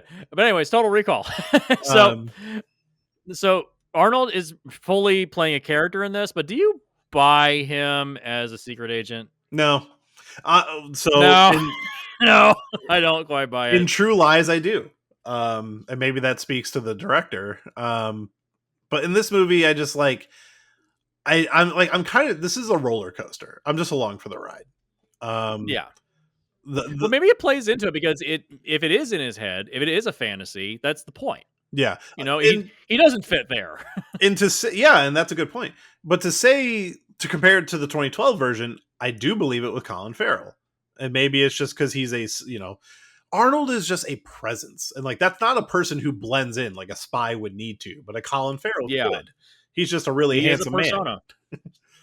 But like somebody who's that big and that charismatic, like you're not really blending in. And I think maybe True Lies works because it's a comedy. So maybe, they play into that. But yeah, to me, I'm like this, like, I don't really buy any of it. I'm kind of just along for the ride, and it's a fun as hell ride. Any movie with Ronnie Cox just fucking hamming it into a computer screen. Like, God, Ronnie Cox knows how to play a great asshole. Oh, he's so good. He's so good at playing a horrible person, but he's apparently a very sweet, charming person. He's retired now from acting. He mainly is a musician now. But yeah, he's a fantastic bad guy. I love his little stint that was on Star Trek Next Generation as Captain Jellicoe. Remember him? I didn't watch a lot of Star Trek Next Generation. We could do a whole thing about Star Trek. But apparently he did come back for Star Trek Prodigy, which I think is like an animated show. He did a voice on that. Yeah. I think he is back the as same Jellicoe character. Yeah, Jellicoe. There was a point where Picard was off the Enterprise, and so another captain is brought on in his stead, and basically reworks the Enterprise and says, "Yeah, why is it so lax here?" Oh, okay. He's like he's a hard ass, yeah, but he's a good captain. Like, yes, he is running a tight ship, but he's running because, like, look, you got to show up on time. You got to do your jobs, get your tasks done. Then you can go to the holodeck. You got to make sure things are done correctly and appropriately. Follow the chain of command appropriately. Like, Yeah. Picard kind of let his ship get a little lax. I am So a recently converted, and I say recently, but it's not that recent. I'm a recently converted Star Trek fan. Oh, welcome. You got a long way to go. I How do. far are you in? How far are you? So, and I'll say this: I'm a fan because of the Abrams films. So that is where No shame. I No always, shame. I always avoided Star Trek because I was like, I'm a Star Wars guy. Star Trek's for nerds. Blah blah blah. I tried watching Wrath of Khan like a long time ago, like 10 years ago, and it just like it didn't hit me. So when I finally sat down and watched, it was right before Into Darkness came out. I sat down and watched that first one. I was like, holy fuck, this is like a perfect movie. Like that first one, I love it so hard. I love all three of them. The middle one, it is what it is, but I still love it. Mostly because it was one of my favorite theater experiences. It was like the loudest theater I've ever been to. So that scene where they're like in the hyperspace or was it warp, and the other ship comes up in warp and starts firing on them. I'm like, this is so loud. I love this. This is awesome. God, that was so obnoxious. I just like I was like it was a really fun theater experience. But yeah. And also I love the scores for those movies. That's some of my favorite Michael Giacchino. Michael Giacchino. Yeah. Giacchino. One of my favorite scores. Like that theme he created for that is incredible. I love it. So like I like those movies, and I was like, well, that's kind of where I sit with Star Trek, I guess. I tried watching Next Generation again, wasn't feeling it, but like a year skip season 1. You can just skip all of season 1. So this is always what I hear. That's why. So a year ago, I was like, you know what? Fuck it. I'm gonna watch all the movies. So I started from the first one, and I watched the first 6 of the original cast. Yeah, loved every single one of them. And there you go. I know people was like, oh, the even numbered ones are good. The odd number, I loved them all. Even 5, like they're ridiculous. Yeah. But I was like, okay, time to give Next Generation another shot. And I'd heard about this list. Like, here's the list of episodes you need to watch. Just skip everything else. Just watch these episodes. So like, I'll do that. And I started watching. I'm like, I'm loving it. And then my buddy was like, oh, so I started doing that. And then they pulled it off Netflix right when I started. So I watched like 6 or 7 episodes. I'm like, this is great. And I was watching it at work. And then I came in that Monday and it's not on Netflix anymore. And I'm like, what the fuck? So I literally ended up getting Paramount Plus because I became a Star Trek fan. There you go. Welcome. Yeah, and then that led me into Lower Decks, which is incredible. I love Lower Decks. Yeah. The best, I would say, this is just my opinion. The best. I mean, we are way off topic, but anyways. But yeah, I'd say the best series of Star Trek is Deep Space Nine. I mean, I am, and so that is so far been my least favorite. That's the one on the space station, right? Yes, it's space station. Maybe it picks up, but my buddy was telling me the same thing, that's his favorite, and so that was still on Netflix. So I was like, well, once again, first season, skip it. Yeah, so maybe that's where I'm at. But I was like, I need to get to know these characters, so I have to like start it. Yeah. Captain Sisko so far is my least favorite captain. But I only watched like the first like 4 or 5 episodes. I'm just like, man, I am just not feeling this.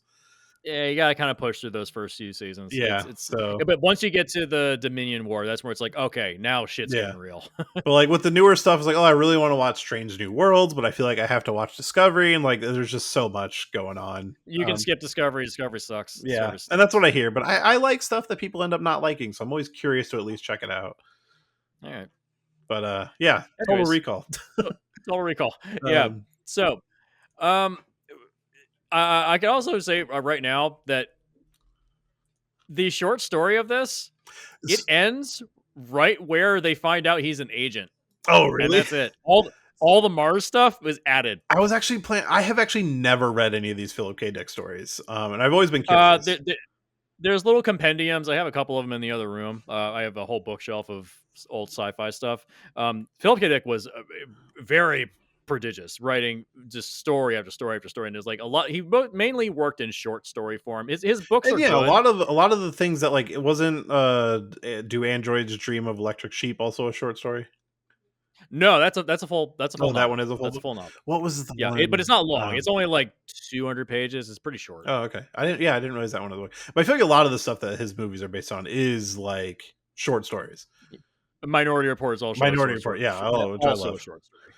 Yeah, but that's only 35 pages. Yeah. So, but yeah, they had to add all the Mars stuff, the alien stuff, the whole colony on Mars, like all that stuff. It's basically just about him going to recall and then they find out he's an agent, and then the story ends. I was You're just like, oh my god, what the oh, fuck? that's it. Yeah, it's like he always would write stories that lead up to a big payoff, and then it stops. Interesting. I don't know why he did that. And then It they can always just do felt whatever like, they "Is want there for the more?" movie. Maybe he felt like he'd already gotten all the big ideas out of the way. Maybe, I don't know. I don't know. I would like to just one day. I should just read a couple of them. You go to YouTube and you can just listen. There's a bunch of audio book compilations of just various Yeah. short stories. That's if you don't have the time to read them, just listen to them as audiobooks. I'm in the car all the It's time great. for my job, so I should. There you go. The YouTube, just go to like audiobook compilation, Philip K. Dick short stories. They're Yeah. all there. Yeah. Is this the most? Well, I guess Minority Report probably is this like in Blade Runner, but are those like the most prolific ones? Total Recall, Minority Report, Blade Runner. I mean, there's also Scanner Darkly. Oh, that was a Philip K. Dick. Yeah. Man. Yeah. That was delving into his drug addiction when he was young. Oh, okay. And I'm trying to remember what the Adjustment Bureau wasn't that one. Yes. I've actually never seen Adjustment Bureau. I heard it wasn't great. It's like the most fine. It's like I remember watching it and be like, okay, that was a movie. Like, didn't feel like The most I can say about it. The most I can say about it is that President Obama at the time said, "Yeah, I wasn't a big fan of the Adjustment Bureau." That's funny. That's the most I can say about it. Is that Yeah. Obama didn't like it? It's like, okay, I guess I don't need to watch that. I remember watching it like long after it came out, just looking for something to watch, and I was like, okay, that was a movie. Like, I didn't feel like I wasted my time, but I would never bother with it again, type thing. Yeah, I mean, there's Man in the High Castle, the TV show. Oh, which There's I that. so yeah, I started that. I didn't realize there was like a sci-fi angle to that because I was always just told like, oh, it's about like what if the Nazis won World War II. Okay, let's watch it. And me and my wife started watching it, and once they introduced kind of like the thing about that, I was like, oh, I did not know this was a part of it. And my wife was just kind of super turned off by it. So I was like, oh, maybe I'll watch it on my own, and I just never went back to it. Is it becoming too much like a reality? So I had to turn it off. That yes, watching it now would be a little difficult. I was like, I can't do it. I can't do this. Yeah. I can't do this. Yeah. Also, I'm trying to confirm something. I forgot to bring it up, but I can't remember if it was for this movie or a different movie. But shout out to another appearance by Dean Norris sneaking his way into movies. Oh yeah, it is. Oh yeah, Dean Norris shows Yeah. up here. Eventually, we go on to be in Starship Troopers. Yeah. Oh god, is he in Yeah. Starship Troopers too? Yeah, he's one of the sergeants at that's right. at the base. That's right. Yeah. By the way, he was Also only in a couple Terminator years 2. older. Where? What? Where? He's one of the SWAT team in the when Dyson blows up the building. I think he's like the lead SWAT guy. Oh, is he? Yeah, Holy shit, I didn't know he's that. wearing a face mask, but Oh, okay. that was one Okay. like after you've seen Breaking Bad and then you watch Terminator 2, you're like, oh, that's him. Okay. So does this put Terminator 2 in the Breaking Bad universe? That's Hank when he was young. Yeah, he survived that explosion and went on to. He survived the explosion. Yeah, it's all good. He's like, I can't be a SWAT team anymore. I got to go into something else. I gotta do something else. I'm moving to Albuquerque. Put Dean Norris on the list of Terminator 2 Judgment Day SWAT team leader. I was right. Nice, awesome. Put him on the list with David Harbour of just like guys who just show up in everything. Yeah, he does show up in everything. Yeah. Put them together, and it'll be the movie where everybody goes to see it. Because, like, yeah, these two guys that just show Yeah. up in everything. We got to go watch this. I think now. I was talking to you a while back. I was watching some random Liam Neeson movie. I was like, oh yeah, David Harbour's in this. God. Yeah, Total Recall. It's a slightly jank movie. It's not as engaging. It's as maybe the the other ones. I most think fun on the list. it's got the most like funny bits. It's the funniest of these, I would say, because like Yeah, the- it's kind of the- tongue in cheek. yeah, I think Verhoeven knew like this is putting Arnold in this role where he doesn't fit. You got to play it up as a joke. Yeah, and Paul Verhoeven's the only person who could have made this movie work. Yeah, Commando's maybe as much as I unintentional. would love. As much as I would have loved to have seen the parallel universe where David Cronenberg did take on this job, as much as I would love to see that version, because you look at his film Existence, which is also heavily inspired by Philip K. Dick stuff, not directly adapting anything, but heavily inspired. As much as I would love to see Cronenberg do it, I would never turn away from the Paul Verhoeven version. No. Because the escalator scene alone is so awesome Yeah. that I can't say no. Yeah. So What and yeah, how we were talking about there's a lot of like chasing in this movie. I think I realized like Like a really good chase scene might be some of my favorite action. When it's a chase scene with a purpose. Yeah. Like, look, The these Terminator chase scenes 2 have chase purpose. scene is like, and Oh, yeah. that one's amazing. Yeah, like, the highway where the helicopter is following the SWAT van. Yeah. Like, that's amazing. Yeah. They flew a helicopter under a bridge. Even Awesome. the one in the beginning where he's on the dirt bike, like also a Oh, really yeah. great chase scene. Like that like when I think of Terminator 2, that's always the first scene that pops up in my head. And I forget about the one with the helicopter. But yeah, that one's great too. Yeah, compare this to, like, any chase scene from any Transformers movie. They all suck.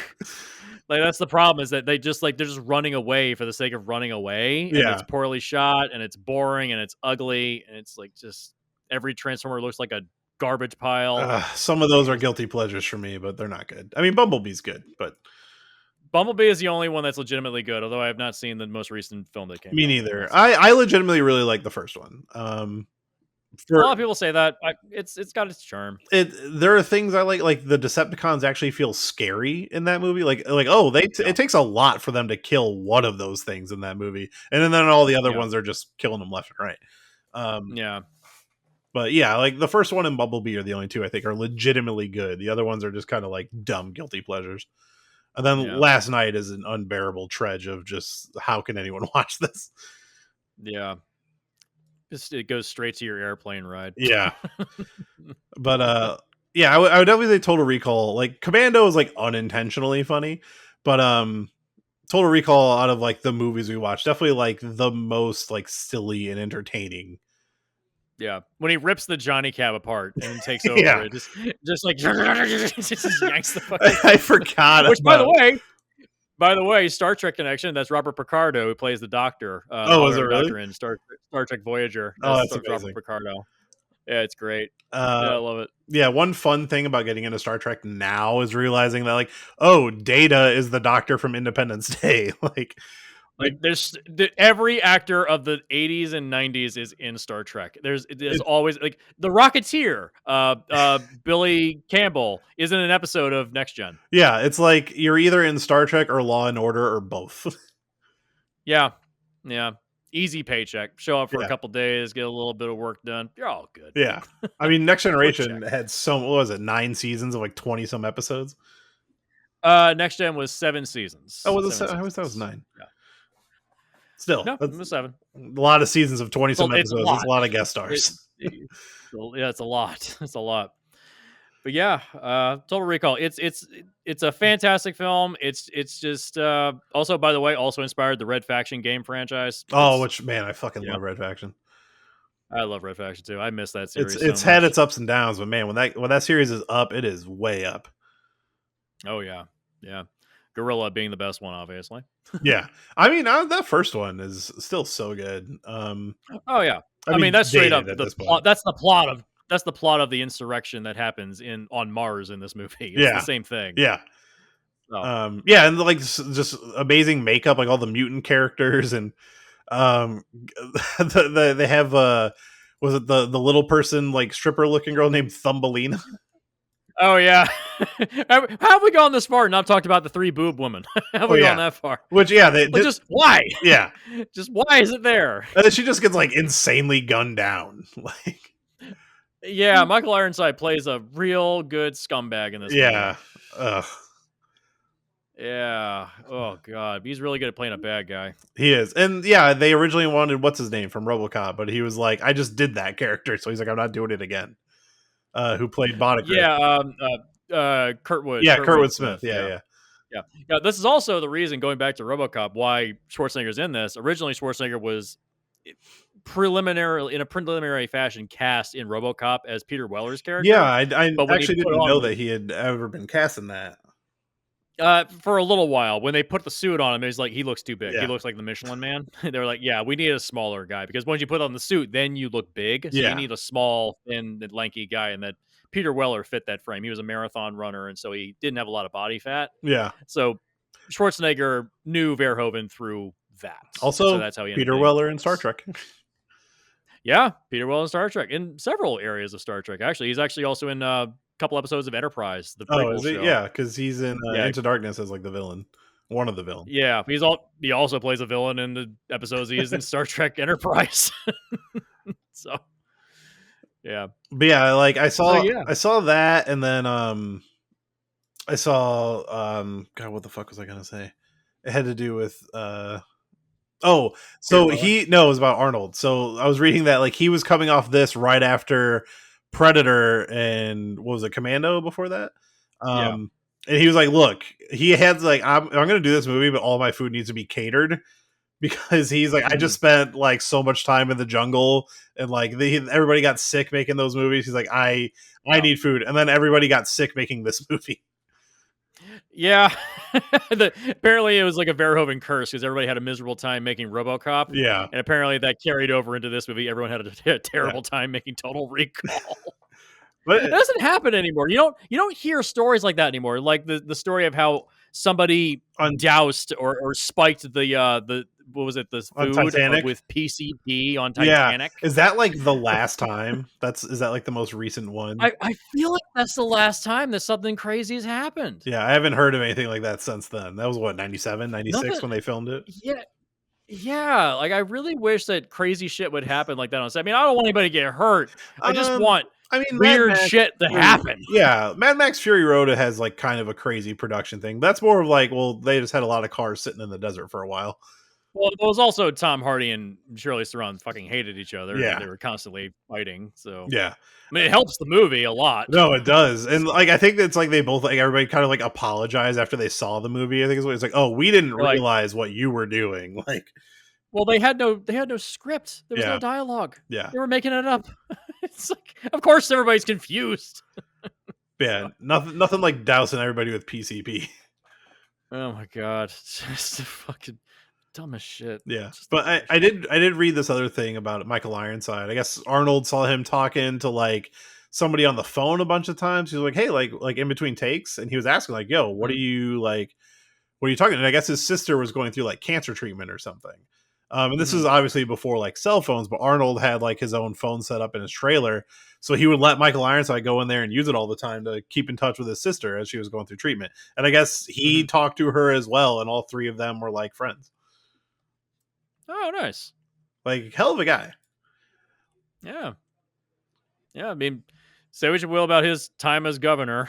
At least Yeah, luckily he it was a didn't affect me de- much. So yeah, yeah, he's a decent guy when he's working on these movies. So yeah. yeah, and is this one of those ones like where years later you hear about like, oh, he was having some fun on set with some of his actresses or whatever. I don't know if this was one of them, but that was like stuff that you'd always hear about.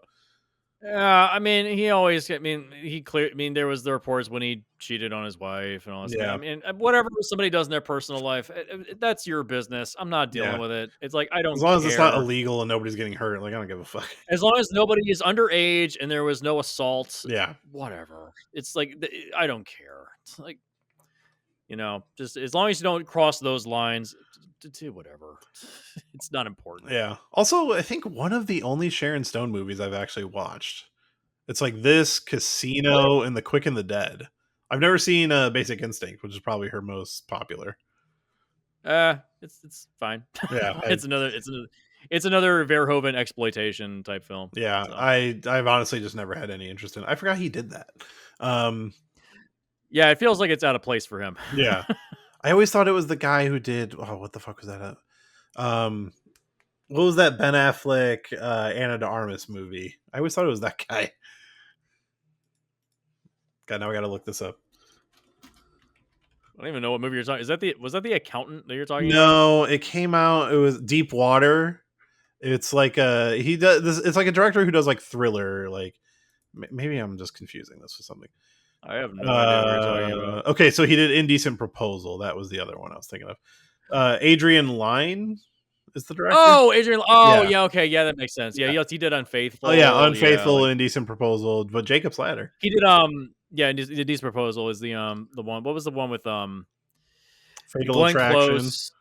Fatal Attraction. Yeah, That's yeah. the one. I always confuse Fatal Attraction and Basic Yeah, Instinct he's for always some kind of got reason. these like kind of like sleazy movies to his name, and I thought that was him. I didn't know Verhoeven did Basic Instinct, but okay, that makes sense. Yeah, yeah. Also, Deep So Water, not a great movie. that's what I've heard. Yeah. But yeah, this is unfortunately like kind of the tail end of the '80s action films. This is the last big one. I mean, it's 1990, Yeah, yes, but they it was filmed made it in in the the 80s. 80s. Yeah, Yeah, so it just feels like this was the last one. yeah. You didn't get. I mean, can you name a film that had squibs in it after this? I mean, even like Terminator 2, there's when not really a lot of when squibs. were like the Lethal Weapon movies? That first one was the 80s, right? That was the 80s. I think the Yeah, first two were the 80s, and I think the third one was in the 90s. and I'm willing to bet there's not many squibs in that third one. I don't remember the third one very much. I don't remember the third one much Well, either. first one was I don't, 87, so that was pretty late. okay. Man, what is the third one? And I've seen these movies so many times. The third one was Rene Russo shows up in that one. Oh It yeah, had and something to Joe do with Pesci. like, Or no, Pesci's in the second one. yeah, he shows up in the second one. Then he comes back for all the other ones. Yeah, so the second one was 89, so they cranked that one out. Hmm. Yeah, I don't know. I don't remember the third one at all. Oh, it was an ex cop that was like putting like ammo on the street or putting like weapons. It was a terrible plot. I thought It that was was the awful second plot. one. No, the second one was like some human trafficking thing. I don't Oh, fucking that's remember. right. Is the third one the one that takes place at like the ending is like a construction site or something? Yes, yeah, Yeah, it's okay, an okay. old like a development. It's a housing development that's being built at the Yeah, time. that's right. That one was Like he's like driving he's like driving a bulldozer and he fires through the bulldozer with like armor piercing bullets that's or right. something like that. Yeah, so that was 92. So I don't recall a lot of squibs in those later ones. Yeah, like this is probably the last one. Total Recall, like the last time you saw this kind of like intense gore, until you got things like The first Bad Boys Terrence. maybe? I don't Maybe that one's kind of clean. Yeah, the second one. Maybe Bad Boys 2, maybe the Tarantino stuff a little bit there. Yeah, yeah, Reservoir Dogs. There would have been some stuff there. Reservoir Dogs, a little bit of that. But yeah, this feels like the last one, man. Everything got kind of sanitized after this. Yeah, it's a shame. Yeah, it sucks. I miss the 80s. I Action movies were just so different. So different. Yeah. For all you young people out there, you don't know what you missed. You Yeah, really you kind of don't. had to live in it. I wonder how this stuff would land to like younger people nowadays. Like, even movie fans, they'd probably get into it, but Well, a lot of this has to deal with the fact that it was the 1980s and it was a very like right-wing government we were living under at the time. that's Like, true. we had Reagan and then we had Bush right afterwards. The political stratosphere you're living in is reflected in the media that's being created. So you're dealing with like a very like aggressive time. Politics, it's all fucked up. The United States is committing political assassinations all over the world. CIA is doing everything they can to try to maintain power across the planet. And so you have these movies that are showing like these kind of right wing philosophies. Like Commando is probably the most right wing of all these movies. No, for sure.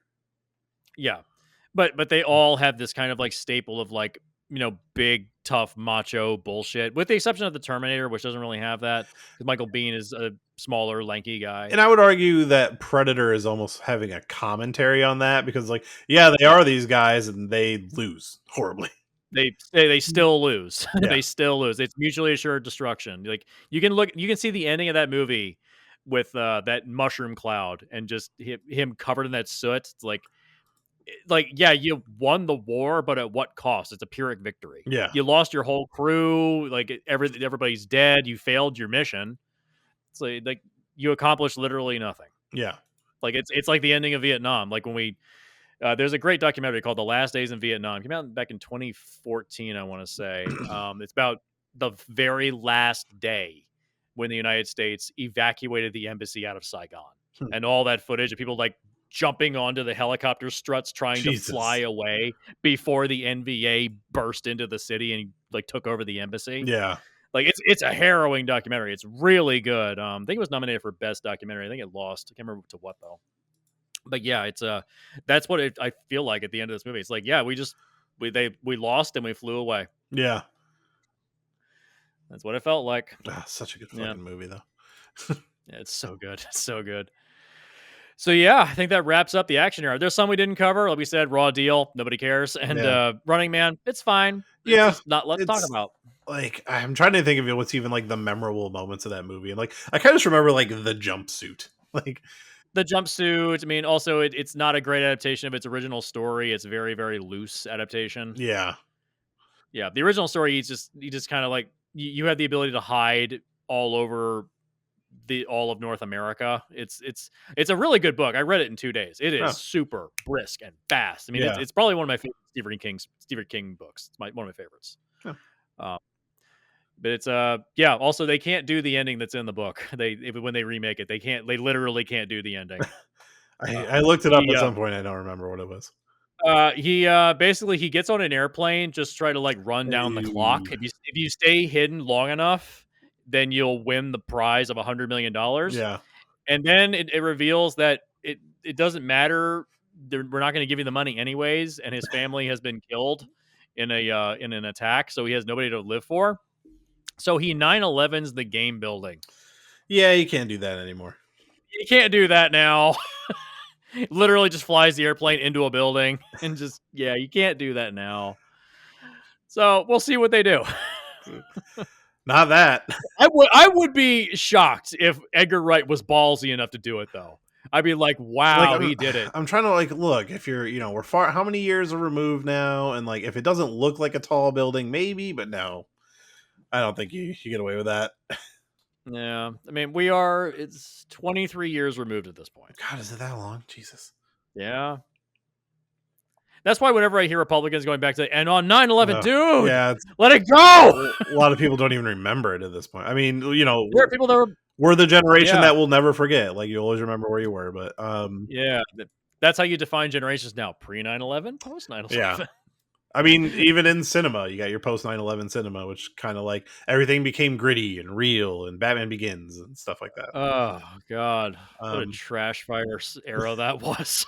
I mean, look, there was some great stuff that came out of it, as with every era. Batman Begins, but like, yeah, like I'm sick of it, man. Like, this is supposed to be escapism. If I want to watch like something scary, I'll watch a horror movie.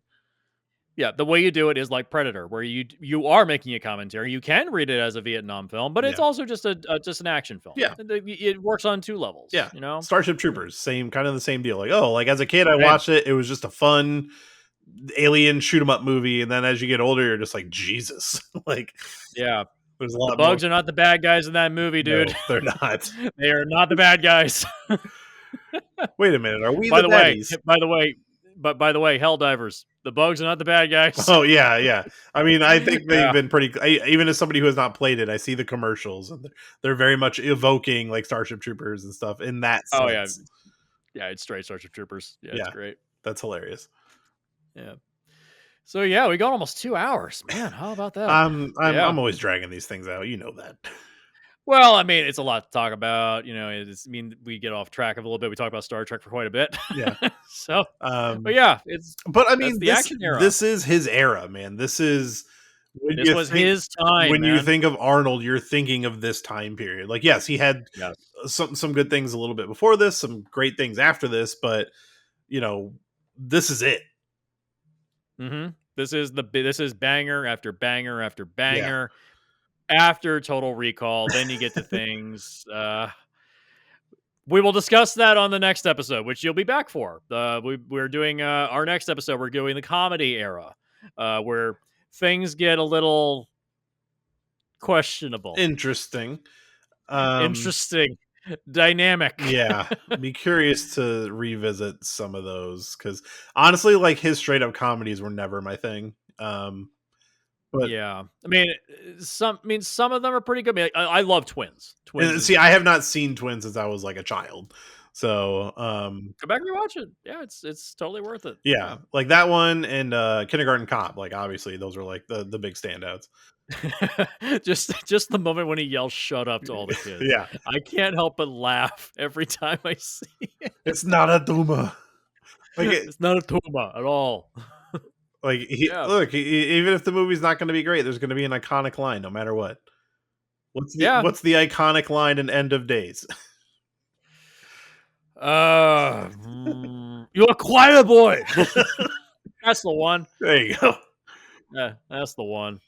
So if the world is ending in New York at that time, what happens in another time zone on the other side of the planet? Is it still ending over there? Look, I don't know, man. I just I kind of enjoy that movie for like the tone of it. Like, it's an interesting tone movie, but it's a mess. It's very grim. If they just take the action out of the movie and make it like a Seven style thriller or Yeah. something like that. Like if David Fincher had done it, Oh, it'd be amazing. great. Also, I think Amazing. Arnold puts in a pretty good performance in that movie. To be honest, like he He's is pretty good. he is the best part of that movie. But He was pretty good. It's just because they said, "Oh yeah, wrangle it back to being an action movie." It's like it doesn't want to be one. yeah, So, but yeah, that we'll discuss that later. that's the next episode. will we? Is that one that's being covered? No, it's we did a film rescue on that. Me, Hope, and our friend Daryl. We covered that on Film Rescue. I want to say 2 or 3 seasons ago. So if you want to hear our thoughts on End of Days, just go back to that. Like, there's not really a lot to discuss with that one. It's just like it's another one of those end of the world. Yeah. The Bible is the answer. No, shut up. It's interesting, those. but not great. Interesting, but not great. Yeah.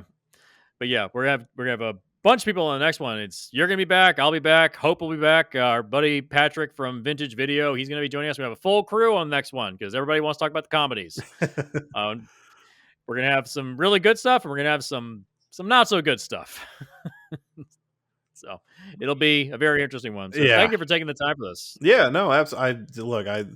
We're talking about literally some of the movies I grew up on, so it's a lot of fun to come and just talk about some of these.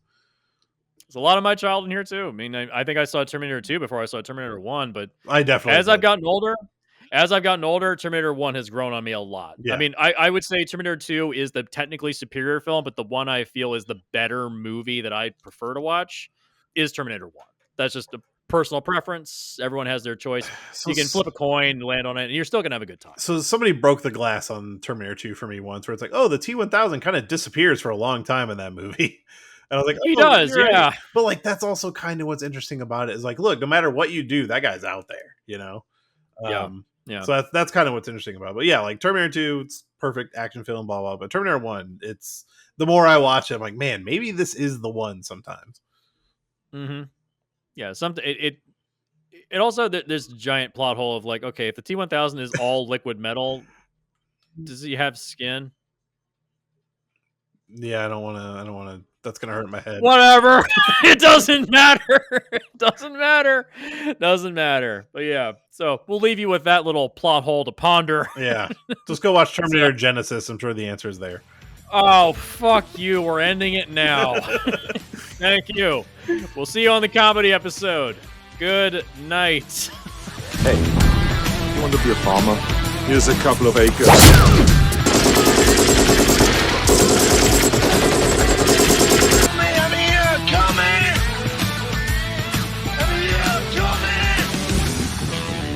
I'll be back.